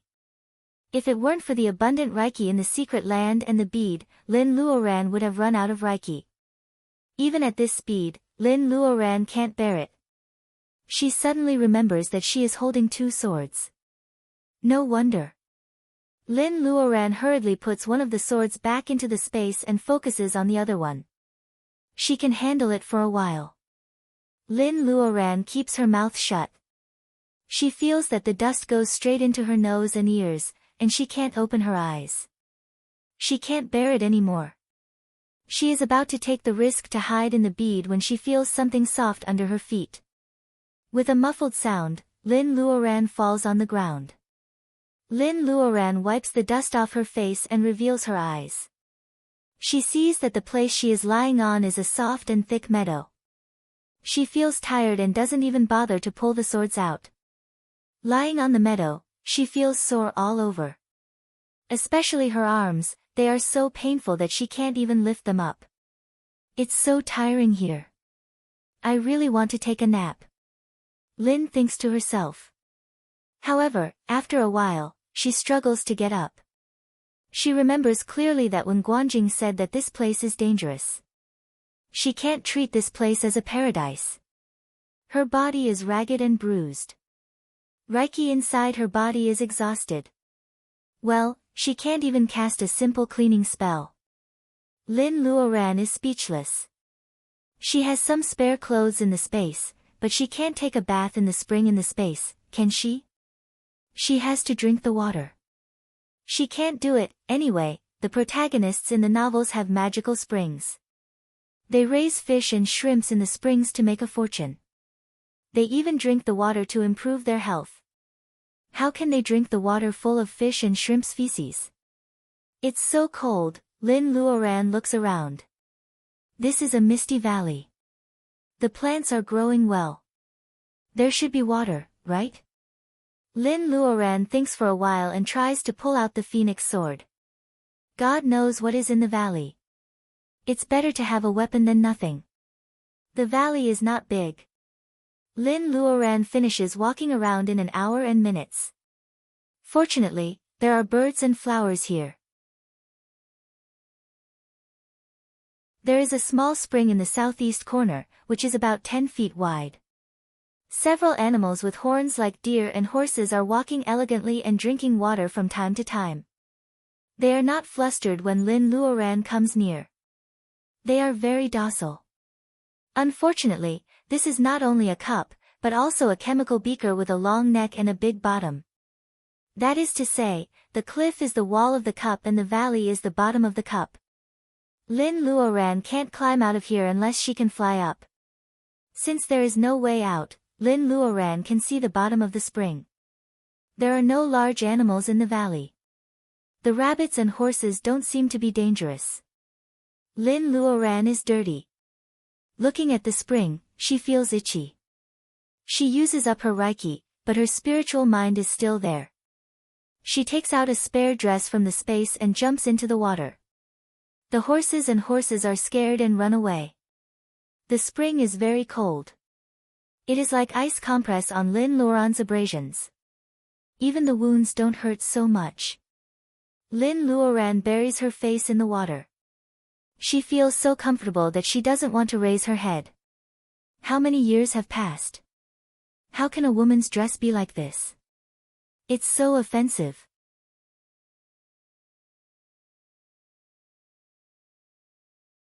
Chapter 96. Lin Luoran's hand under the water clenches the phoenix sword. Her wet hair drips water on her face and into her eyes, which makes her very uncomfortable. However, she still tries to open her eyes wide and stare at the floating figure above. Speaking of which, the figure on the auspicious cloud doesn't look like a human at all. It is a slender woman in a bright yellow palace dress with her hair in a bun. Different from Li Shi, who likes to wear tang clothes, this palace dress is elegant and dignified. With a colorful and fragrant peony in her hair, she is graceful and gorgeous. If Li Shi, is a painting of a beautiful woman in meticulous brushwork, this woman is a beauty in ancient costume who has just come out of the painting after being sealed for many years. She has a kind of frozen beauty that stays in the past time and space. Who are you? Not everyone who is good-looking is a good person, and not everyone who can step on auspicious clouds is a fairy. Lin Luoran is not so naive as to turn into a naive girl and bow to such a beauty. Lin Luoran doesn't let her guard down at all. You are just a cultivator in the level of training chi. How dare you be so rude in front of me? Didn't your master teach you manners? The woman in the palace dress looks angry. It seems that she is very angry at Lin Luoran's disrespectful behavior. Lin Luoran ignores her. She has been at the bottom of the valley for a while, but the woman doesn't come out earlier. Instead, she comes out when Lin is taking a bath.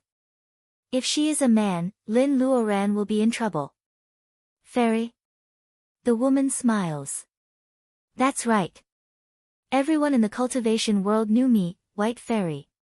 Which school are you from? How dare you come into the secret land with such a low level of cultivation? What level of cultivation does she have to stay in the space by stepping on the cloud? Didn't Wen Guanjing say that only cultivators in the level of training qi could enter the secret land? Then what about the woman in front of her? Lin Luoran finally knows what is wrong with Wen Guanjing's explanation. He said that there are foundation-laying boluses that can help people advance. However, if all the cultivators who came in were in the level of training qi, where did they get so many foundation-laying boluses? However, Lin Luoran doesn't doubt that she has to go out in a month. After all, the Reiki here is peaceful and pure. It may be the last pure land on the earth for cultivation. If Master Guo could stay here for a long time, he wouldn't have asked her for Reiki Jade. He could have just come here to cultivate. Just what kind of variable had occurred? How did this woman manage to stay here? Lin Luoran blinks, the former world of cultivation. Fairy, how many years have you been here? Have you ever gone out? In fact, Lin Luoran wants to say, Fairy, if you have something to say, can you let me get dressed first? However, there is a huge gap between them and Lin Luoran doesn't dare to be rash. It seems that this fairy has a bad temper. The fairy seems to be too lazy to answer Lin Luoran's question. She says coldly, Junior, put on your clothes first. Fairy, you are so considerate. Lin Luoran wants to put the sword in the space, but she is not sure how high the personal ability of the White Fairy in front of her is and whether she can see through the secret of the sacred bead. Lin Luoran is just a duckweed in personal ability cultivation. The special department only comes for benefits. Master Mu and others are also kind to her at this time. After all, the sacred bead is the root of Lin Luoran's life. She must hold it tight. Of course, the White Fairy can't peep at her. Lin Luoran manages to mobilize a trace of Reiki and casts the simplest water curtain. No matter whether it works in front of the White Fairy or not, it is a kind of comfort for Lin Luoran. Lin Luoran quickly puts on a long dress. Obviously, she can't wear high heels in this kind of place. She feels lucky that she has even found flat shoes earlier. In less than a minute, she has put on the dress. Her wet hair and the water drops all over her body can be dried with the water absorption spell. Cultivation is really convenient for herself. As for the phoenix sword, it is easy to cause a conflict if she holds a weapon in her hand. Lin Luoran turns it back into a single phoenix hairpin. She makes a loose bun and puts it in her hair. The White Fairy turns around and looks at Lin Luoran. Although she is very beautiful, she has to admit that this junior in the level of training qi is elegant and refined. When the White Fairy sees the single phoenix hairpin in Lin Luoran's hair, she pauses for a moment.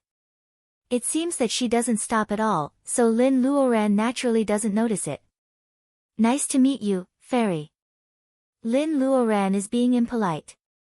Wen Guanjing has saluted her before, but that is only between peers. Lin Luoran doesn't dare to imitate him.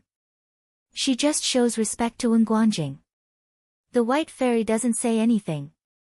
Maybe it is because Lin Luoran sees Lin Luoran's respectful attitude. The White Fairy disperses the magic cloud under her feet and lands on a slightly higher round stone. She is still looking down at Lin Luoran with a condescending feeling. Lin Luoran feels that her neck is itchy under the White Fairy's gaze. The White Fairy says, "You haven't answered my previous question. Why do you dare to come to the Lost Land with your little personal ability?" The Lost Land? Is this the name of the secret land in the world of cultivation? Lin Luoran thinks about it, but she still answers respectfully, "Fairy, I am an individual cultivator. I am not under the control of a master. I came here with other cultivators." Lin Luoran knows about schools. In reality, Wen Guanjing is from the Wen family of Zhu Mountain, and there is another branch on Mount Qingcheng. However, Lin Luoran doesn't know who the White Fairy is. If the White Fairy happens to know about these two schools and asks Lin Luoran, she will feel that she has been deceived. God knows what will happen. Lin Luoran might as well say that she is an individual cultivator and she doesn't know anything. An individual cultivator? The White Fairy smiles. How can an individual cultivator inherit the Sword of Bright Snow? Ah! Does the White Fairy know this sword? The Sword of Bright Snow is such a beautiful name. Is it a famous sword in the world of cultivation? Lin Luoran doubts whether she is so lucky that she can get a famous sword from a random place. Compared with this, she thinks that the White Fairy is more likely to know this sword. Fairy, there is something you don't know. Nowadays, the world of cultivation is declining. Maybe the Sword of Bright Snow was accidentally lost and I got it by chance. It is not because of inheritance. The White Fairy doesn't believe it. How can this sword be lost? Is that person dead? The White Fairy murmurs and Lin Luoran is confused. However, the White Fairy suddenly raises her head and says angrily, "Are you trying to fool me? Tell me, which generation of the Misty Peak are you?" Lin Luoran feels like someone has knocked her on the head. Misty Peak.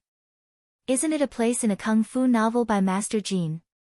If it weren't for the abundant Reiki here, Lin Luoran would have suspected that the White Fairy in front of her is an actress hired by someone to read lines. Fairy, the world of cultivation is declining.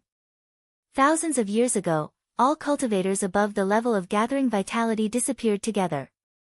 I have never heard of the Misty Peak you mentioned. Lin Luoran adds silently. Maybe it doesn't count. Cultivators above the level of gathering vitality disappeared together. That person also disappeared. The White Fairy is shocked. She lowers her head and seems to be thinking about something. Lin Luoran looks at the White Fairy quietly. She always feels that the timing of the White Fairy's appearance is too strange. Something must be wrong if things are abnormal. Now, Lin Luoran finds that the White Fairy is very beautiful. She always feels that the White Fairy is going to drift away with the wind.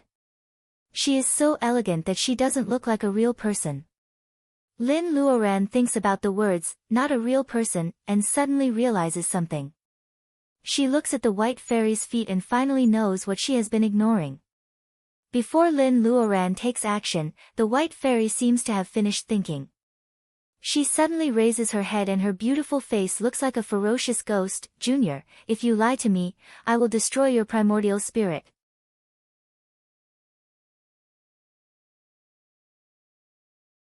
Chapter 97. White Fairy's face freezes for a second. Then she becomes even angrier. "How dare you!" She raises her hand and pounces on Lin Luoran.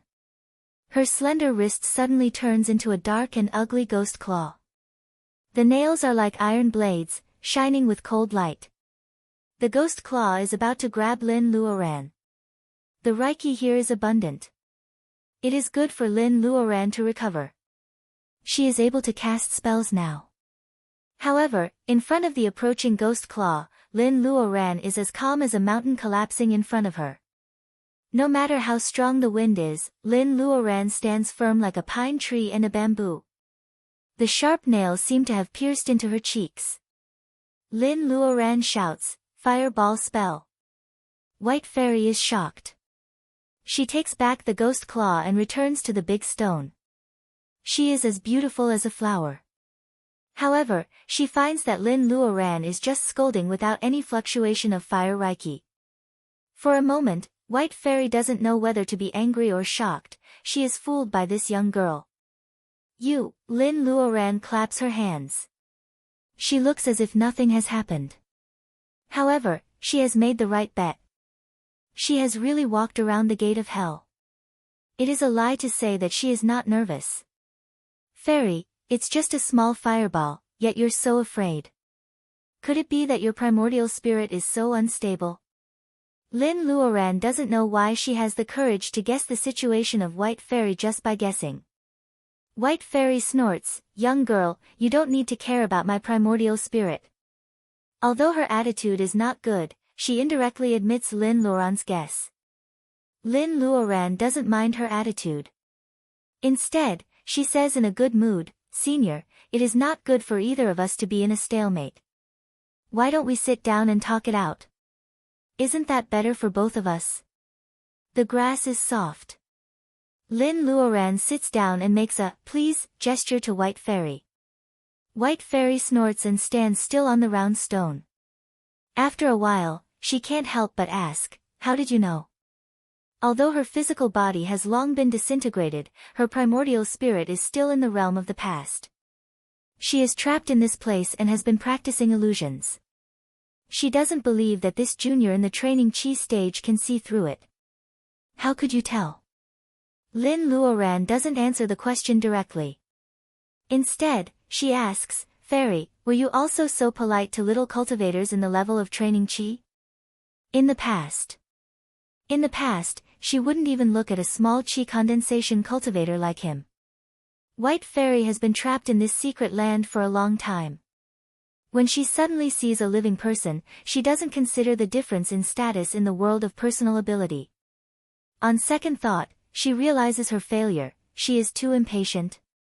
Seeing the look on White Fairy's face, Lin knows that she has figured it out. Speaking of the difference in seniority, Lin has to thank Wen Guanjing. If he didn't insist on calling her sister, Lin would have forgotten about this very suspicious point. Although there are kind seniors in the world of personal ability, White Fairy has a bad temper. How can she resist the temptation to capture her and ask her clearly? Instead, she keeps asking. Of course, White Fairy is not completely sure about capturing her. "Even if you have doubts, I don't believe that you can see through my primordial spirit with your low level of personal ability." Well, Lin Luoran didn't think that way at first. She just felt that White Fairy doesn't look like a real person, but it is just her intuition. It has nothing to do with whether White Fairy can see through her illusions or not. What makes Lin Luoran sure is that White Fairy threatens to destroy her primordial spirit. Lin Luoran is a cultivator in the level of training chi. How can she have a primordial spirit? White Fairy may say that out of anger, but Lin Luoran just wants to trick her. As for why she didn't run away when the ghost claw was right in front of her, Lin Luoran believes that there must be something wrong. If White Fairy really wanted to kill Lin Luoran, she wouldn't need to use so many mysterious tricks. After hearing Lin Luoran's words, White Fairy stares at Lin Luoran for a long time. Lin Luoran feels embarrassed and says, "You are very calm. You are the most intelligent female cultivator I have ever seen in my life." Lin Luoran smiles. She knows herself well. She is not smart, but she is calmer than others in times of crisis and has the courage to cut off all means of retreat.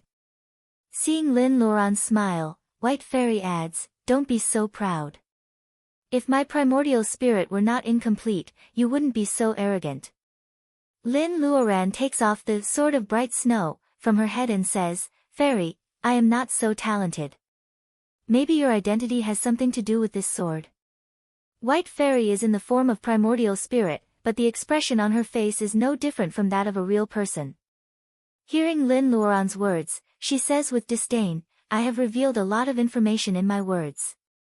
It is not surprising that you can guess it." Lin Luoran touches the hairpin and says nothing. White Fairy can pretend that she doesn't know about the sword of bright snow, but she points it out to arouse Lin Luoran's curiosity. White Fairy doesn't know about the change of gathering vitality 1,000 years ago, which means that she has been in the Lost Land for at least 1,000 years. Taking into account the long life of a cultivator, White Fairy must be old enough to make such a stupid mistake. For a moment, Lin Luoran doesn't know whether she has seen through White Fairy or she has fallen into White Fairy's trap. Seeing that Lin Luoran is lost in thought, White Fairy sneers, "You don't have to guess. Since I have come to you, I will certainly give you great benefits." Benefits? Lin Luoran never believes in free lunch. She is not interested in the benefits White Fairy is talking about. Most of the time, people lose not to others but to their own greed. Lin Luoran knows this. Seeing that Lin Luoran is not interested, White Fairy smiles instead. "Do you know how far it is from here to the exit? Do you think you can get out of here with your personal ability?" Lin Luoran looks up at the narrow entrance of the valley. She and Li seem to fall from the sky. They have never seen the top of the mountain. Judging by the time they fall and the distance, Lin Luoran knows that it is an unreachable height. With her current personal ability, even if she uses spells of the 5 elements, the cliff is smooth and there is no place for her to recover Reiki. There is no hope for her to get out of here. Why does White Fairy say this? Lin Luoran looks at White Fairy. White Fairy looks up and points at the sky with her right hand. She says in a very tempting tone, "Do you want to step on the sword of bright snow and fly out of this abyss?" Fly on a sword. The first thing that comes to Lin Luoran's mind is the sword light of the Ame swordsman in the movie Zoo Mountain. Does White Fairy mean that she can also ride on a sword? White Fairy smiles like 100 blooming flowers. She looks at Lin Luoran quietly. It seems that she wants to see what choice this calm little female cultivator will make in the face of temptation. To the students who insist on voting black every day, how much do you love this book that you hate me, the author who wrote so poorly?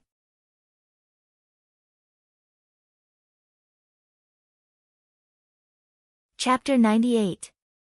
At this moment, Lin Luoran is not only tempted to fly on the sword, but also she needs to get out of the valley. Looking at the sword of bright snow in Lin Luoran's hand, White Fairy shows a trace of nostalgia. Then it disappears quickly.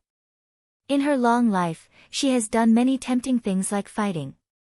She has seen many talented cultivators, but none of them can resist the temptation of spells and spirit weapons. Therefore, White Fairy is confident. She is not anxious at all. In her mind, the one who is anxious should be the junior in the level of training chi. White Fairy's smile is 30% amazing and 30% reserved. The remaining 60% is the arrogance of a former high-level cultivator. Lin Luoran thinks for a while and jumps up from the ground. She looks at White Fairy and says seriously, "Well, your suggestion is very tempting. I admit that I am tempted. In exchange, tell me what you want." White Fairy claps her hands. Lin Luoran doesn't know how she claps her hands. Maybe she uses the friction of the wind in the air. "My request is simple. Take me out of the valley." "Only out of the valley?" Lin Luoran frowns. The abyss is like a mountain for a junior cultivator in the level of training chi. Does it also restrict a fairy without a body? Noticing Lin Luoran's hesitation, White Fairy points to the round stone under her feet and explains, "Many years ago, I was plotted against by scoundrels. My body and soul were almost destroyed. A strand of my remnant soul accidentally escaped to this valley. This soul stone gathered my remnant soul and helped me survive. However, I was trapped by it and couldn't step out of this valley." Speaking of this, White Fairy smiles sadly, "Even if I can get rid of the soul stone, without the protection of any external weapon, the wind that is everywhere in the abyss is strong enough to break my soul." Lin Luoran is silent for a while. She doesn't know how much of what White Fairy said is true. However, if what she said is true, it would be a tragedy for a remnant soul to stay here for thousands of years. Lin Luoran is silent for a while. "Fairy, may I ask you a question?" If White Fairy didn't need this little female cultivator in the level of training chi, she wouldn't have talked so much with Lin Luoran. Since she has said what she should and shouldn't, it is not a big deal to answer a few questions. She nods.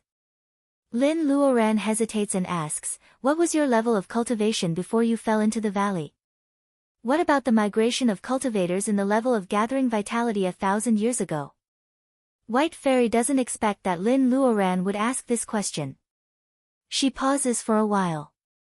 She hasn't thought about it for a long time. Speaking of which, it was the 3rd year of King Wu of Zhou.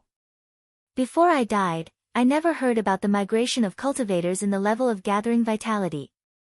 It must have happened after I died. It was the 3rd year of King Wu of Zhou. Oh, you should have heard about King Wu of Zhou. Wu Mei, of the Joy School, went to the secular world to be a female emperor. She was a joke in the world of cultivation. As for why you are so sure that you never heard about the migration of cultivators in the level of gathering vitality, it is because I was in the later stage of gathering vitality when I was plotted against in the secret land. If there was a migration, I would have heard about it. So, I can't answer your question. The later stage of gathering vitality? Lin Luoran gasps. She underestimated White Fairy. Fortunately, she is only a remnant soul now and she needs help from White Fairy. Otherwise, it is hard to say what will happen now. Fairy, is it possible that only cultivators above the level of gathering vitality received the news? Lin Luoran asks. She doesn't know why she is so concerned about the migration of the world of cultivation.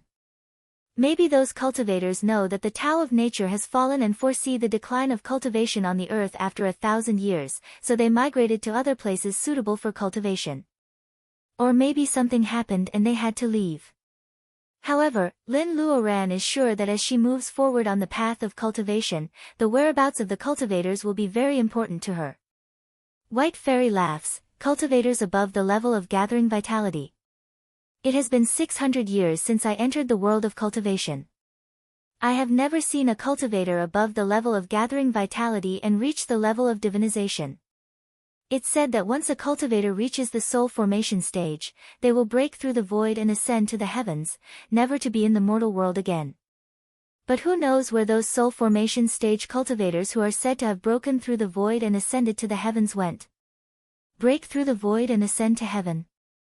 Lin Luoran clenches her fists. This is a realm that is far away from her. She should focus on the present first. Fairy, shall we learn the sword riding spell first? White Fairy looks at Lin up and down and nods slowly. Now my primordial spirit is greatly damaged, so I can't see what kind of Taoist root you have. Since you can make some crappy water curtains, I guess your Taoist root contains the water element. It should be enough for you to fly out of the abyss with the sword of bright snow. White Fairy raises her hand and points at Lin at a speed that Lin Luoran can't dodge at all.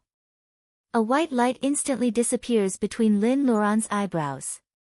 Suddenly, an ancient text appears in her mind.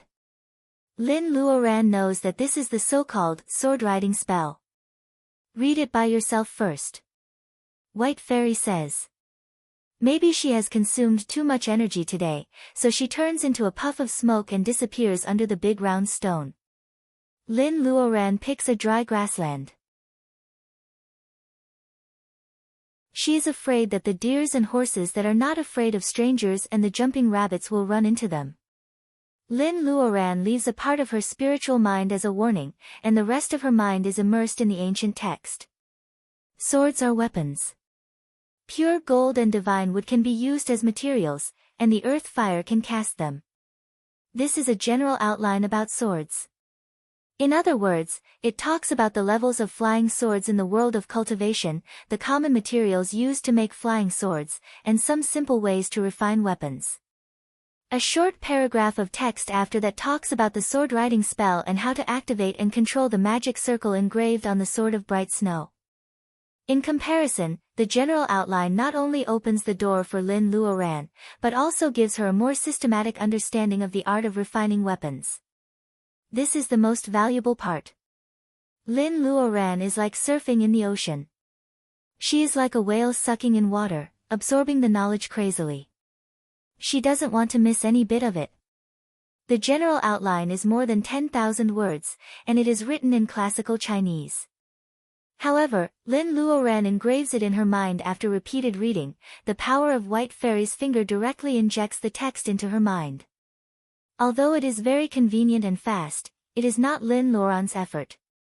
Lin Luoran feels insecure. She feels that she can never forget it for the rest of her life only if she remembers it. There is day and night in the secret land. Lin Luoran doesn't know how this secret land hidden at the bottom of the sea achieves the alternation of day and night. In short, it has its own set of rules. When Lin Luoran wakes up from meditation, she finds that the night has fallen. The valley is quiet except for the occasional chirping of insects, which brings a little vitality in the night. Lin Luoran opens her eyes and stares at the round stone with a complicated look. Several clumps of grass are stained with the night frost. They are crystal clear under the moonlight, which is very attractive. However, the round stone is silent. Where can she find the proud figure of White Fairy?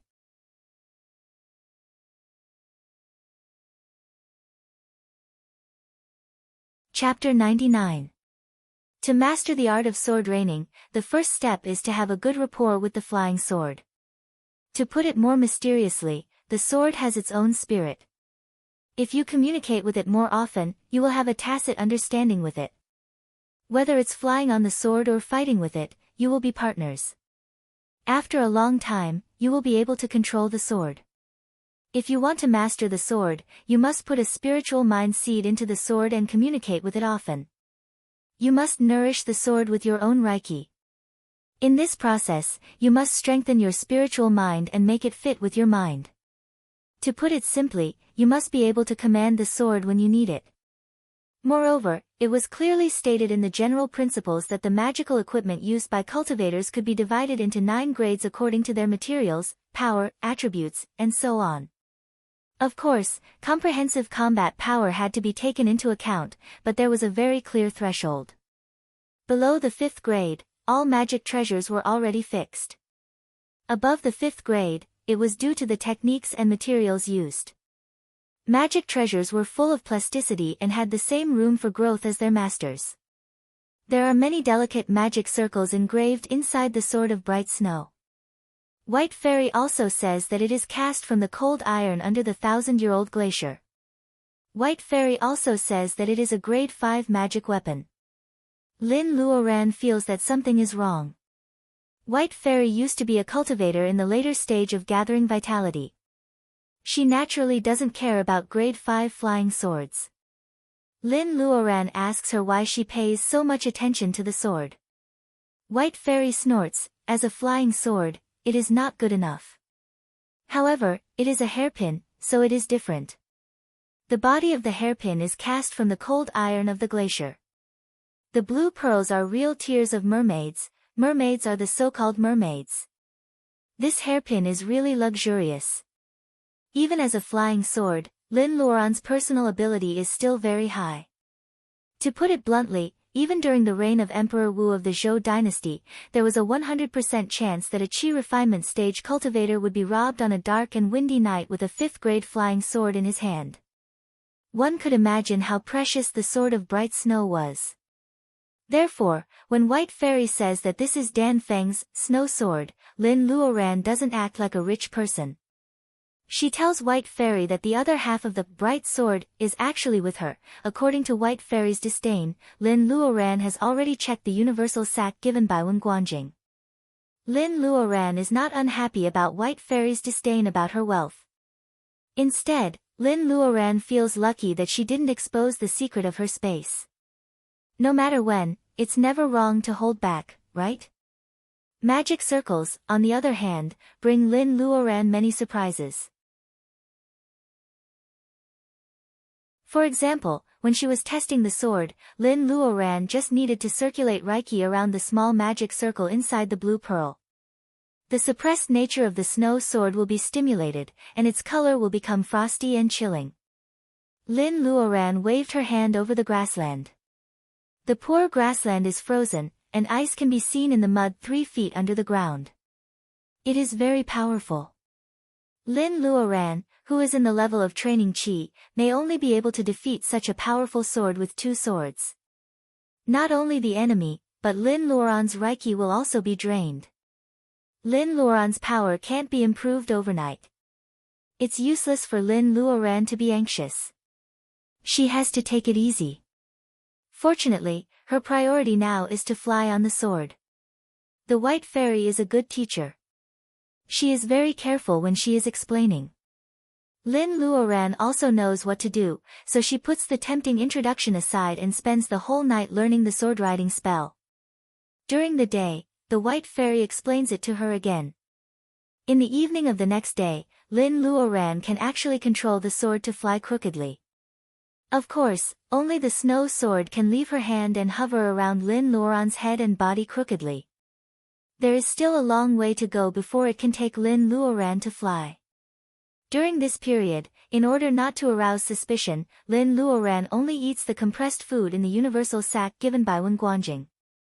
After 2 meals of biscuits, Lin Luoran starts to think about the animals in the valley.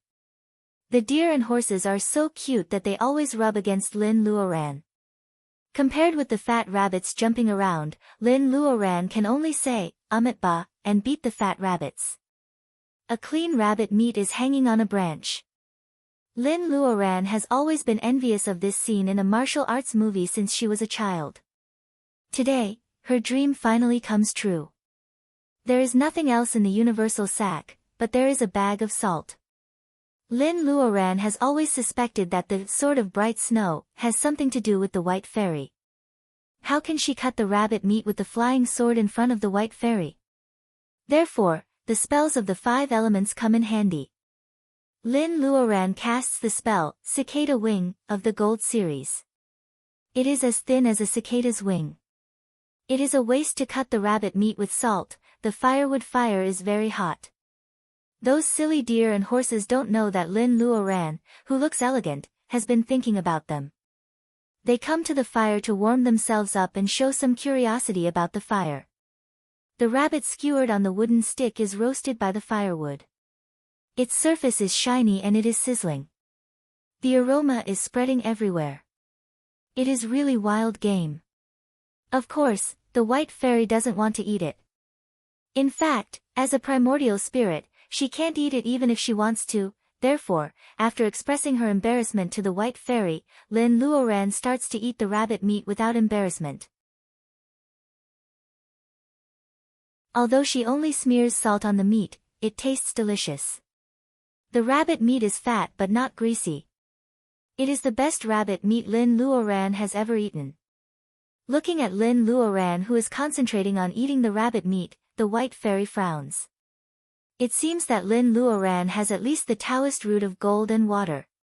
If the fireball spell, she said before, is not a bluff, it means that this junior has at least the Taoist root of 3 elements. Her foundation is so poor. The White Fairy is so annoyed that she doesn't know what to do next. Lin Luoran lowers her head to eat the rabbit meat and touches the heads of those silly deer and horses from time to time. It seems that she doesn't notice the White Fairy's embarrassment at all. The deeper the night, the heavier the dew. The grass that had been exposed to the sun during the day would emit a faint grass fragrance at night, mixed with the unique earthy smell of the soil, forming a light smell that wasn't too unpleasant. Lin Luoran is meditating with her eyes closed. However, her spiritual mind is always around her body as a warning. She doesn't know why tonight, but she has been restless. She always feels that someone is secretly watching her. However, there are only her and the White Fairy at the bottom of the valley. In fact, the White Fairy is not a human being. Is it really her? Lin Luoran thinks about it all night. She is not in the mood to cultivate at all. She falls asleep at dawn. She feels that as soon as she closes her eyes, the sun shines on her face. She can't sleep or wake up. The White Fairy comes over like a gust of wind. She rolls up a handful of water and sprinkles it on Lin Luoran's face.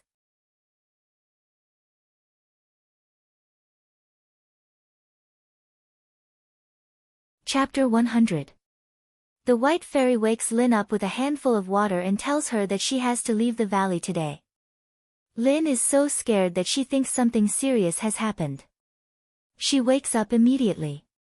Seeing the white fairy's serious face, Lin knows that she is not lying. The white fairy is not a talkative person.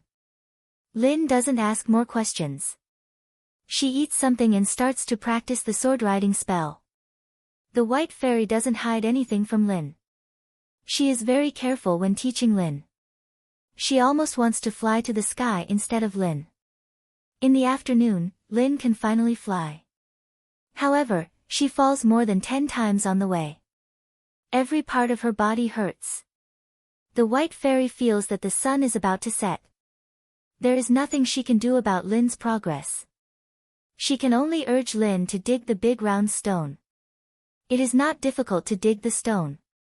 Lin thinks that it is difficult to take the big stone away without exposing the space of the sacred bead. However, the white fairy asks her to cut off the surface of the stone. The sword of bright snow cuts the stone like cutting melons and vegetables. In less than a quarter of an hour, the sword of bright snow has cut the inside of the stone. There is a diamond-shaped black crystal stone. This is the soul stone that the white fairy mentioned. It is also her hiding place. Seeing that the soul stone is not damaged, white fairy breathes a sigh of relief. I have observed for many years. Today, the gang wind in the abyss will be the weakest of the year. You keep the soul stone close to you. With the vitality of living people in you, I can go out without any loss. Lin Luoran nods to show that she understands. Since she is paid, she has to help. The general instruction given by White Fairy is valuable enough for Lin Luoran to take a gamble. Different from spells, the sword riding spell needs to be controlled by 2 hands. Lin puts the soul stone in White Fairy's universal sack and casts the spell. The sword of bright snow expands in the wind just like when Guanjing's flying sword. However, the sword of bright snow is long and smooth, with a sense of arrogance in it. Of course, Lin is happy. The sword of bright snow is a smooth sports car. Fortunately, it is not like when Guanjing's bus. Lin Luoran looks back at the deers and horses who are staring at her with tears in their eyes. Lin Luoran stops looking at them and flies up on her sword. The environment in the valley is really suitable for living in seclusion. However, she can't give up her family and friends outside. She has to say goodbye to the deers and horses. Although the sun is about to set, Li Shi'er has been trapped on the balcony for 3 days. She has been trapped on the balcony for 3 days. The sun is setting in the west, but Li Shi'er has no shelter at all. She has been trapped on the balcony for 3 days. Food is not a problem. Everyone has prepared a month's supply of compressed food in the universal sack. However, what bothers Li Shi'er is not food. Water. How could he get more water? Li Shi'er weaves the leaves of the mountain vines into a small bowl. She has been drinking dew from the abyss in the past 3 days. However, the feeling of sweat on her body still makes her want to cry every time she thinks about it. Different from Li Shi'er who always cries, Lin's aptitude is so good that people are jealous of her. A genius with a single Taoist root of gold, even 1,000 years ago when spells were flourishing, would be hard to find a disciple like Lin Luoran. Because she is well protected, even when Guanjing and the others don't know that this little girl, who has always been a senior brother, has reached the middle stage of training Qi even though she is only in her early 20s, in this era when Reiki is in chaos and spells are declining. This is the level of a genius of a single nature. On the dangerous night of Bermuda, Li Shi'er's master agreed to let her come.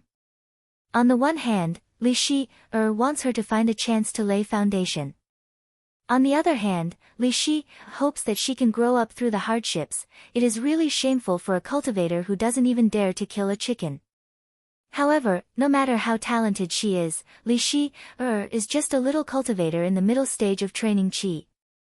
Her master is not a sword cultivator and she can't ride on a sword. Except for flying swords, magic weapons with the ability to fly are very precious. Li Shi'er doesn't have such a magic weapon. The fish thread-like magic weapon is really a travel product for sneak attacks. However, she still has to put a bell on it to warn the enemy. Li Shi is so stupid. Stupid Li Shi has been crying for Lin Luoran in the past 3 days. She sighs about the difficulty of drinking water and there is no way to get out of the abyss. Besides, there is a bigger problem that bothers her more. Li Shi looks at the sky and is thinking about how to solve this problem. Suddenly, she hears a long roar above her head. Her heart is beating fast, that thing is coming again. The fish thread-like magic weapon is wrapped around her wrist with a small bell. It looks like a unique bracelet.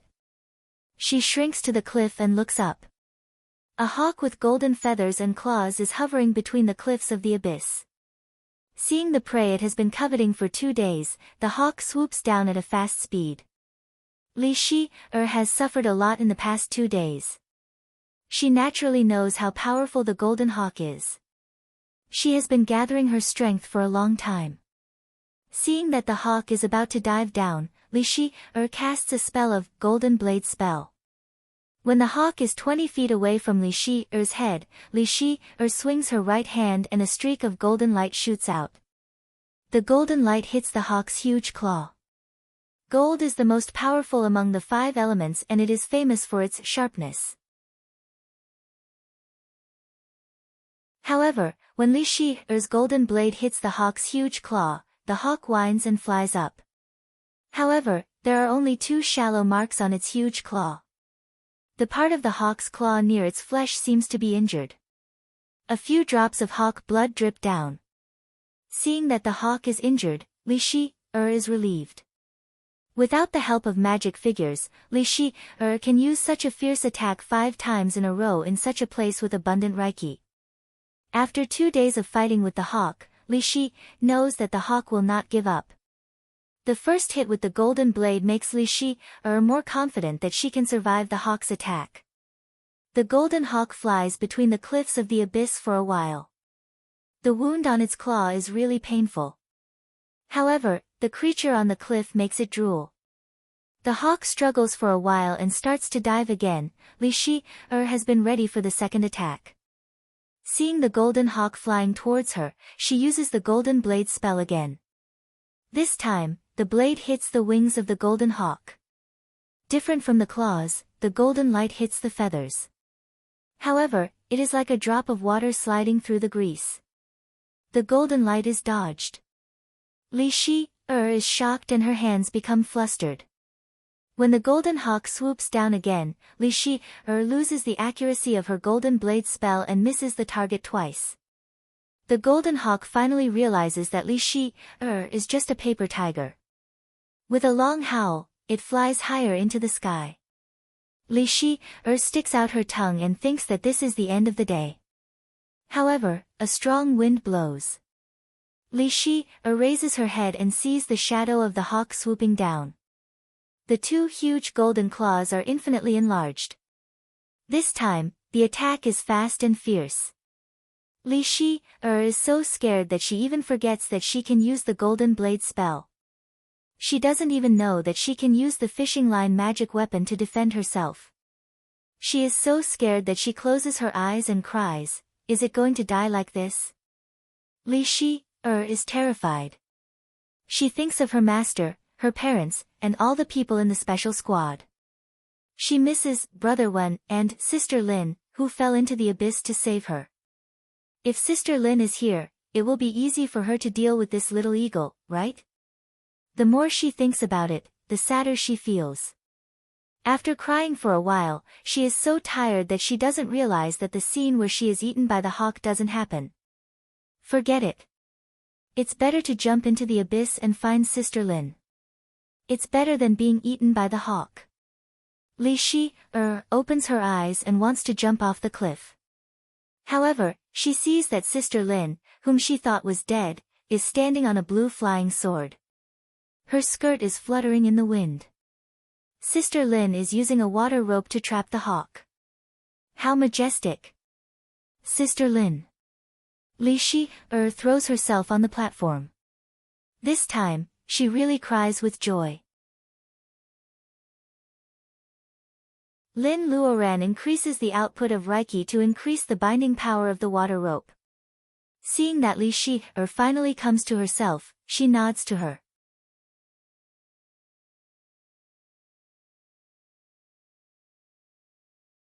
Chapter 101. Catch the Golden Hawk. Li is stunned. Sister Lin is so bold. She is not as weak as she is. Hearing Lin's urging again, Li is very anxious. She looks around for a while and then remembers the fishing line on her wrist. Got it. Li makes a spell with her hands.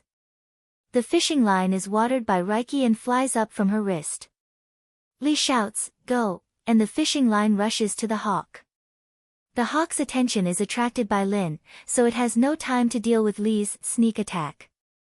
It didn't care about the thin fishing line at all. It grabbed it with its claws, but the fishing line didn't get torn off by its claws. Instead, it followed the golden eagle's claws and quickly tied it up tightly. The fishing line seemed to stretch endlessly. Not only did it tie up the golden eagle's wings, but it also tied up its sharp claws and beak. The amazing thing was that the more you struggled, the tighter it got. The golden eagle couldn't do anything about it. The arrogant golden hawk loses its ability to fight at once. Because its wings are trapped, it can't flap its wings to fly. It is about to fall into the abyss. Lin Luoran grabs its huge claw and flies it to the balcony upside down. Li feels like she is in a dream. She rushes to Lin and tries to grab her cuffs. However, Lin is wearing a sleeveless dress. Li has no idea where to grab Lin. She stares at Lin with tears in her eyes. "Sister Lin, I'm so glad you are fine." Lin Luoran can tell that Li Shi-er has suffered a lot in the past 3 days. It is easy for Li Shi-er and Li Shi-er to develop feelings for each other. Thinking of this, Lin Luoran can't be as cold to Li Shi-er as before. Seeing Li Shi-er's eyes are full of tears, Lin Luoran doesn't know what to say. After a while of embarrassment, she asks, "Are you hungry?" Li pouts. She nods and then shakes her head, "No. I'm thirsty," Lin Luoran agrees. This place is not close to the sky, so water is indeed a problem. Lin Luoran takes out a bottle of mineral water from her universal sack and hands it to Li. Seeing that Li is drinking it in a hurry, Lin Luoran asks curiously, "I remember that there is enough water and food for a month in your universal sack." Li Shi-er is very embarrassed. She lowers her voice, "There are several sets of clothes in my universal sack. It's understandable that girls love to be beautiful." Lin Luoran wants to skip this topic. Li moistens her dry lips and says pitifully, "Sister, I want to take a bath." She has seen Lin Luoran make a magnificent bridge on the sea with a wave of her hand. She just wants Lin Luoran to drop some water on her so that she can clean herself. Seeing that Li's face is as dirty as a cat, Lin remembers that she threw Li onto the rock. She sighs and casts a cleaning spell. Like a gentle breeze, Lin cleans away the dust on Li's body. Li is so happy that she almost kisses Lin Luoran. She takes out a pile of palace dresses from the universal sack and puts one on. Then she holds a white tang dress in her hands. She wants to give it to Lin Luoran. Lin lifts the golden hawk in her hand, indicating that it is not easy to change clothes with it. Li pats her head and says, "Sister, let me carry it. This bad thing has bullied me for 2 days. I have to let it have a taste of its power." Lin smiles. She doesn't look down on Li's childish behavior. Li's fishing line has been tying the golden hawk tightly. In fact, the end of the line is still on her wrist. Maybe it is the magic of the fishing line itself that makes it easy for her to carry the hawk. It is like swinging on a swing or flying a kite. The poor golden hawk is hanging upside down in the abyss. Its cheeks must be red under its feathers. Obviously, it has been hanging upside down for a long time and its head is congested with blood. The palace dress that Li insists on giving Lin is of fine quality. There are 2 looming flowers embroidered on the cuffs. Compared with the sleeveless dress Lin is wearing, this dress is indeed a better match for the sword of bright snow. Well, the white fairy is hiding in the soul stone. She is aware of everything in the outside world. She has despised Lin's dress, which is said to be designed by a famous designer, for a long time. She sneers at Lin's dress from time to time, saying that Lin's ears are getting calluses from hearing the bad fashion nowadays. According to White Fairy's requirements, the clothes given by Li Shi don't even have a dust-proof circle on them. Of course, they are not qualified. Fortunately, there are ancient characters on them. White Fairy can accept this style. Why don't she try it? Li Shi is looking at Lin Luoran eagerly. Lin Luoran is still using the water curtain as a barrier and quickly changes her clothes. When the water Reiki disperses, Lin Luoran appears in front of Li Shi. Her robe is fluttering in the strong wind in the abyss. Standing on the edge of the stone platform, Lin Luoran looks like a fairy who is about to be blown into the sky by the wind. While Li is distracted, the hawk is in trouble. The fishing line, in Li's hand, its real name is bundling rope, is a magic weapon with excellent ductility. As soon as Li's hand slips, the hawk slips down into the abyss. Lin Luoran is speechless. She grabs the rope and pulls up the hawk, who is scared to death. Lin Luoran stares at the golden hawk, who is scared to death, and says, "I want to take you as my servant. Are you willing?" Li blinks. She doesn't understand why Lin is talking to a feathered animal. Well, this hawk is powerful, but it is just a big bird. Why does Sister Lin want to take it as her servant? Can a hawk work? After being hung for a long time, the golden hawk's brain is congested with blood. It wants to tear the two abominable animals in front of it into pieces, but its wings can't move at all. However, it strangely feels that Lin Luoran has no intention to hurt it. As for what she says, it naturally can't understand. The hawk rolls its eyes and keeps nodding and bowing, which is a gesture of begging for mercy. Lin laughs, "You are so small. Of course you can't understand me. You are too impatient." Anyway, the hawk can't say anything against Lin, so it has no right to say anything. Lin takes advantage of this. She bites her middle finger and casts a spell. She draws a word figure in the air with her blood and puts it into the hawk's brain. This is a contract that cultivators must make when they want to take a spirit animal as their servant. This kind of drawing with blood is also called the blood contract. It is the most formal and strict contract between a master and a servant. It is usually used to deal with fierce birds and beasts. The golden eagle felt the power of balance approaching and instinctively wanted to resist the blood contract. It was also a kind of spiritual beast of heaven and earth, so its perception was extraordinary. Even though its innate magical power had not been awakened, it could feel that this was something that could make it lose its freedom. However, would this very powerful animal in front of it throw itself into the abyss after being rejected? The golden eagle recalled the feeling of falling and rising just now and softened without any backbone. While it was hesitating, the blood contract had been quickly verified. It was useless for it to go back on its words. Why does it suddenly feel that the animal in front of it has become kind and pleasing to the eye? The hawk's brain is still simple, so it doesn't know that this is the reaction of a successful master and servant contract. It stares at Lin in confusion. Once the contract is formed, Lin can feel the change of the hawk's mood. Lin tells Li to put away the magic weapon and stop tying it up. Li Shi is stunned. She doesn't know why Lin Luoran hurt her, but she knows how powerful Sister Lin is. With the help of Lin Luoran and Lin Luoran, Li Shi is confident that she can tie up the golden hawk again. She listens to Lin Luoran and takes back the bundling rope. As expected, as soon as the rope is taken back, the hawk feels that it has become the master. It hates Li for tying it up for a long time. It flaps its wings and tries to peck Li. Li screams and forgets the countermeasures she has thought of before. She only knows to hide behind Lin. "Goldie, from now on, your name is Goldie. Can you cultivate with me?" Lin Luoran uses her spiritual mind to communicate with the golden eagle. The golden eagle hears the human voice in its head and strangely understands it. "Goldie, my name is Goldie. Although the hawk doesn't know what its name is, it knows that Goldie is calling it. Goldie can only express simple emotions such as happiness, anger, sadness, and happiness. It can't speak human language.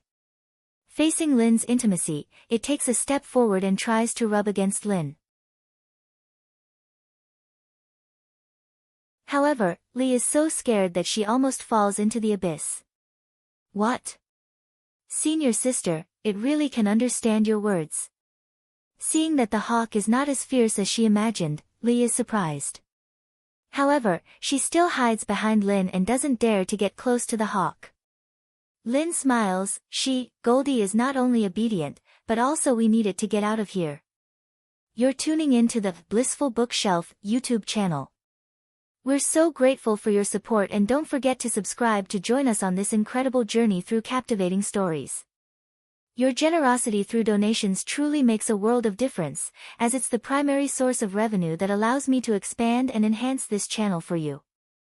Thank you from the bottom of my heart for being a part of this adventure.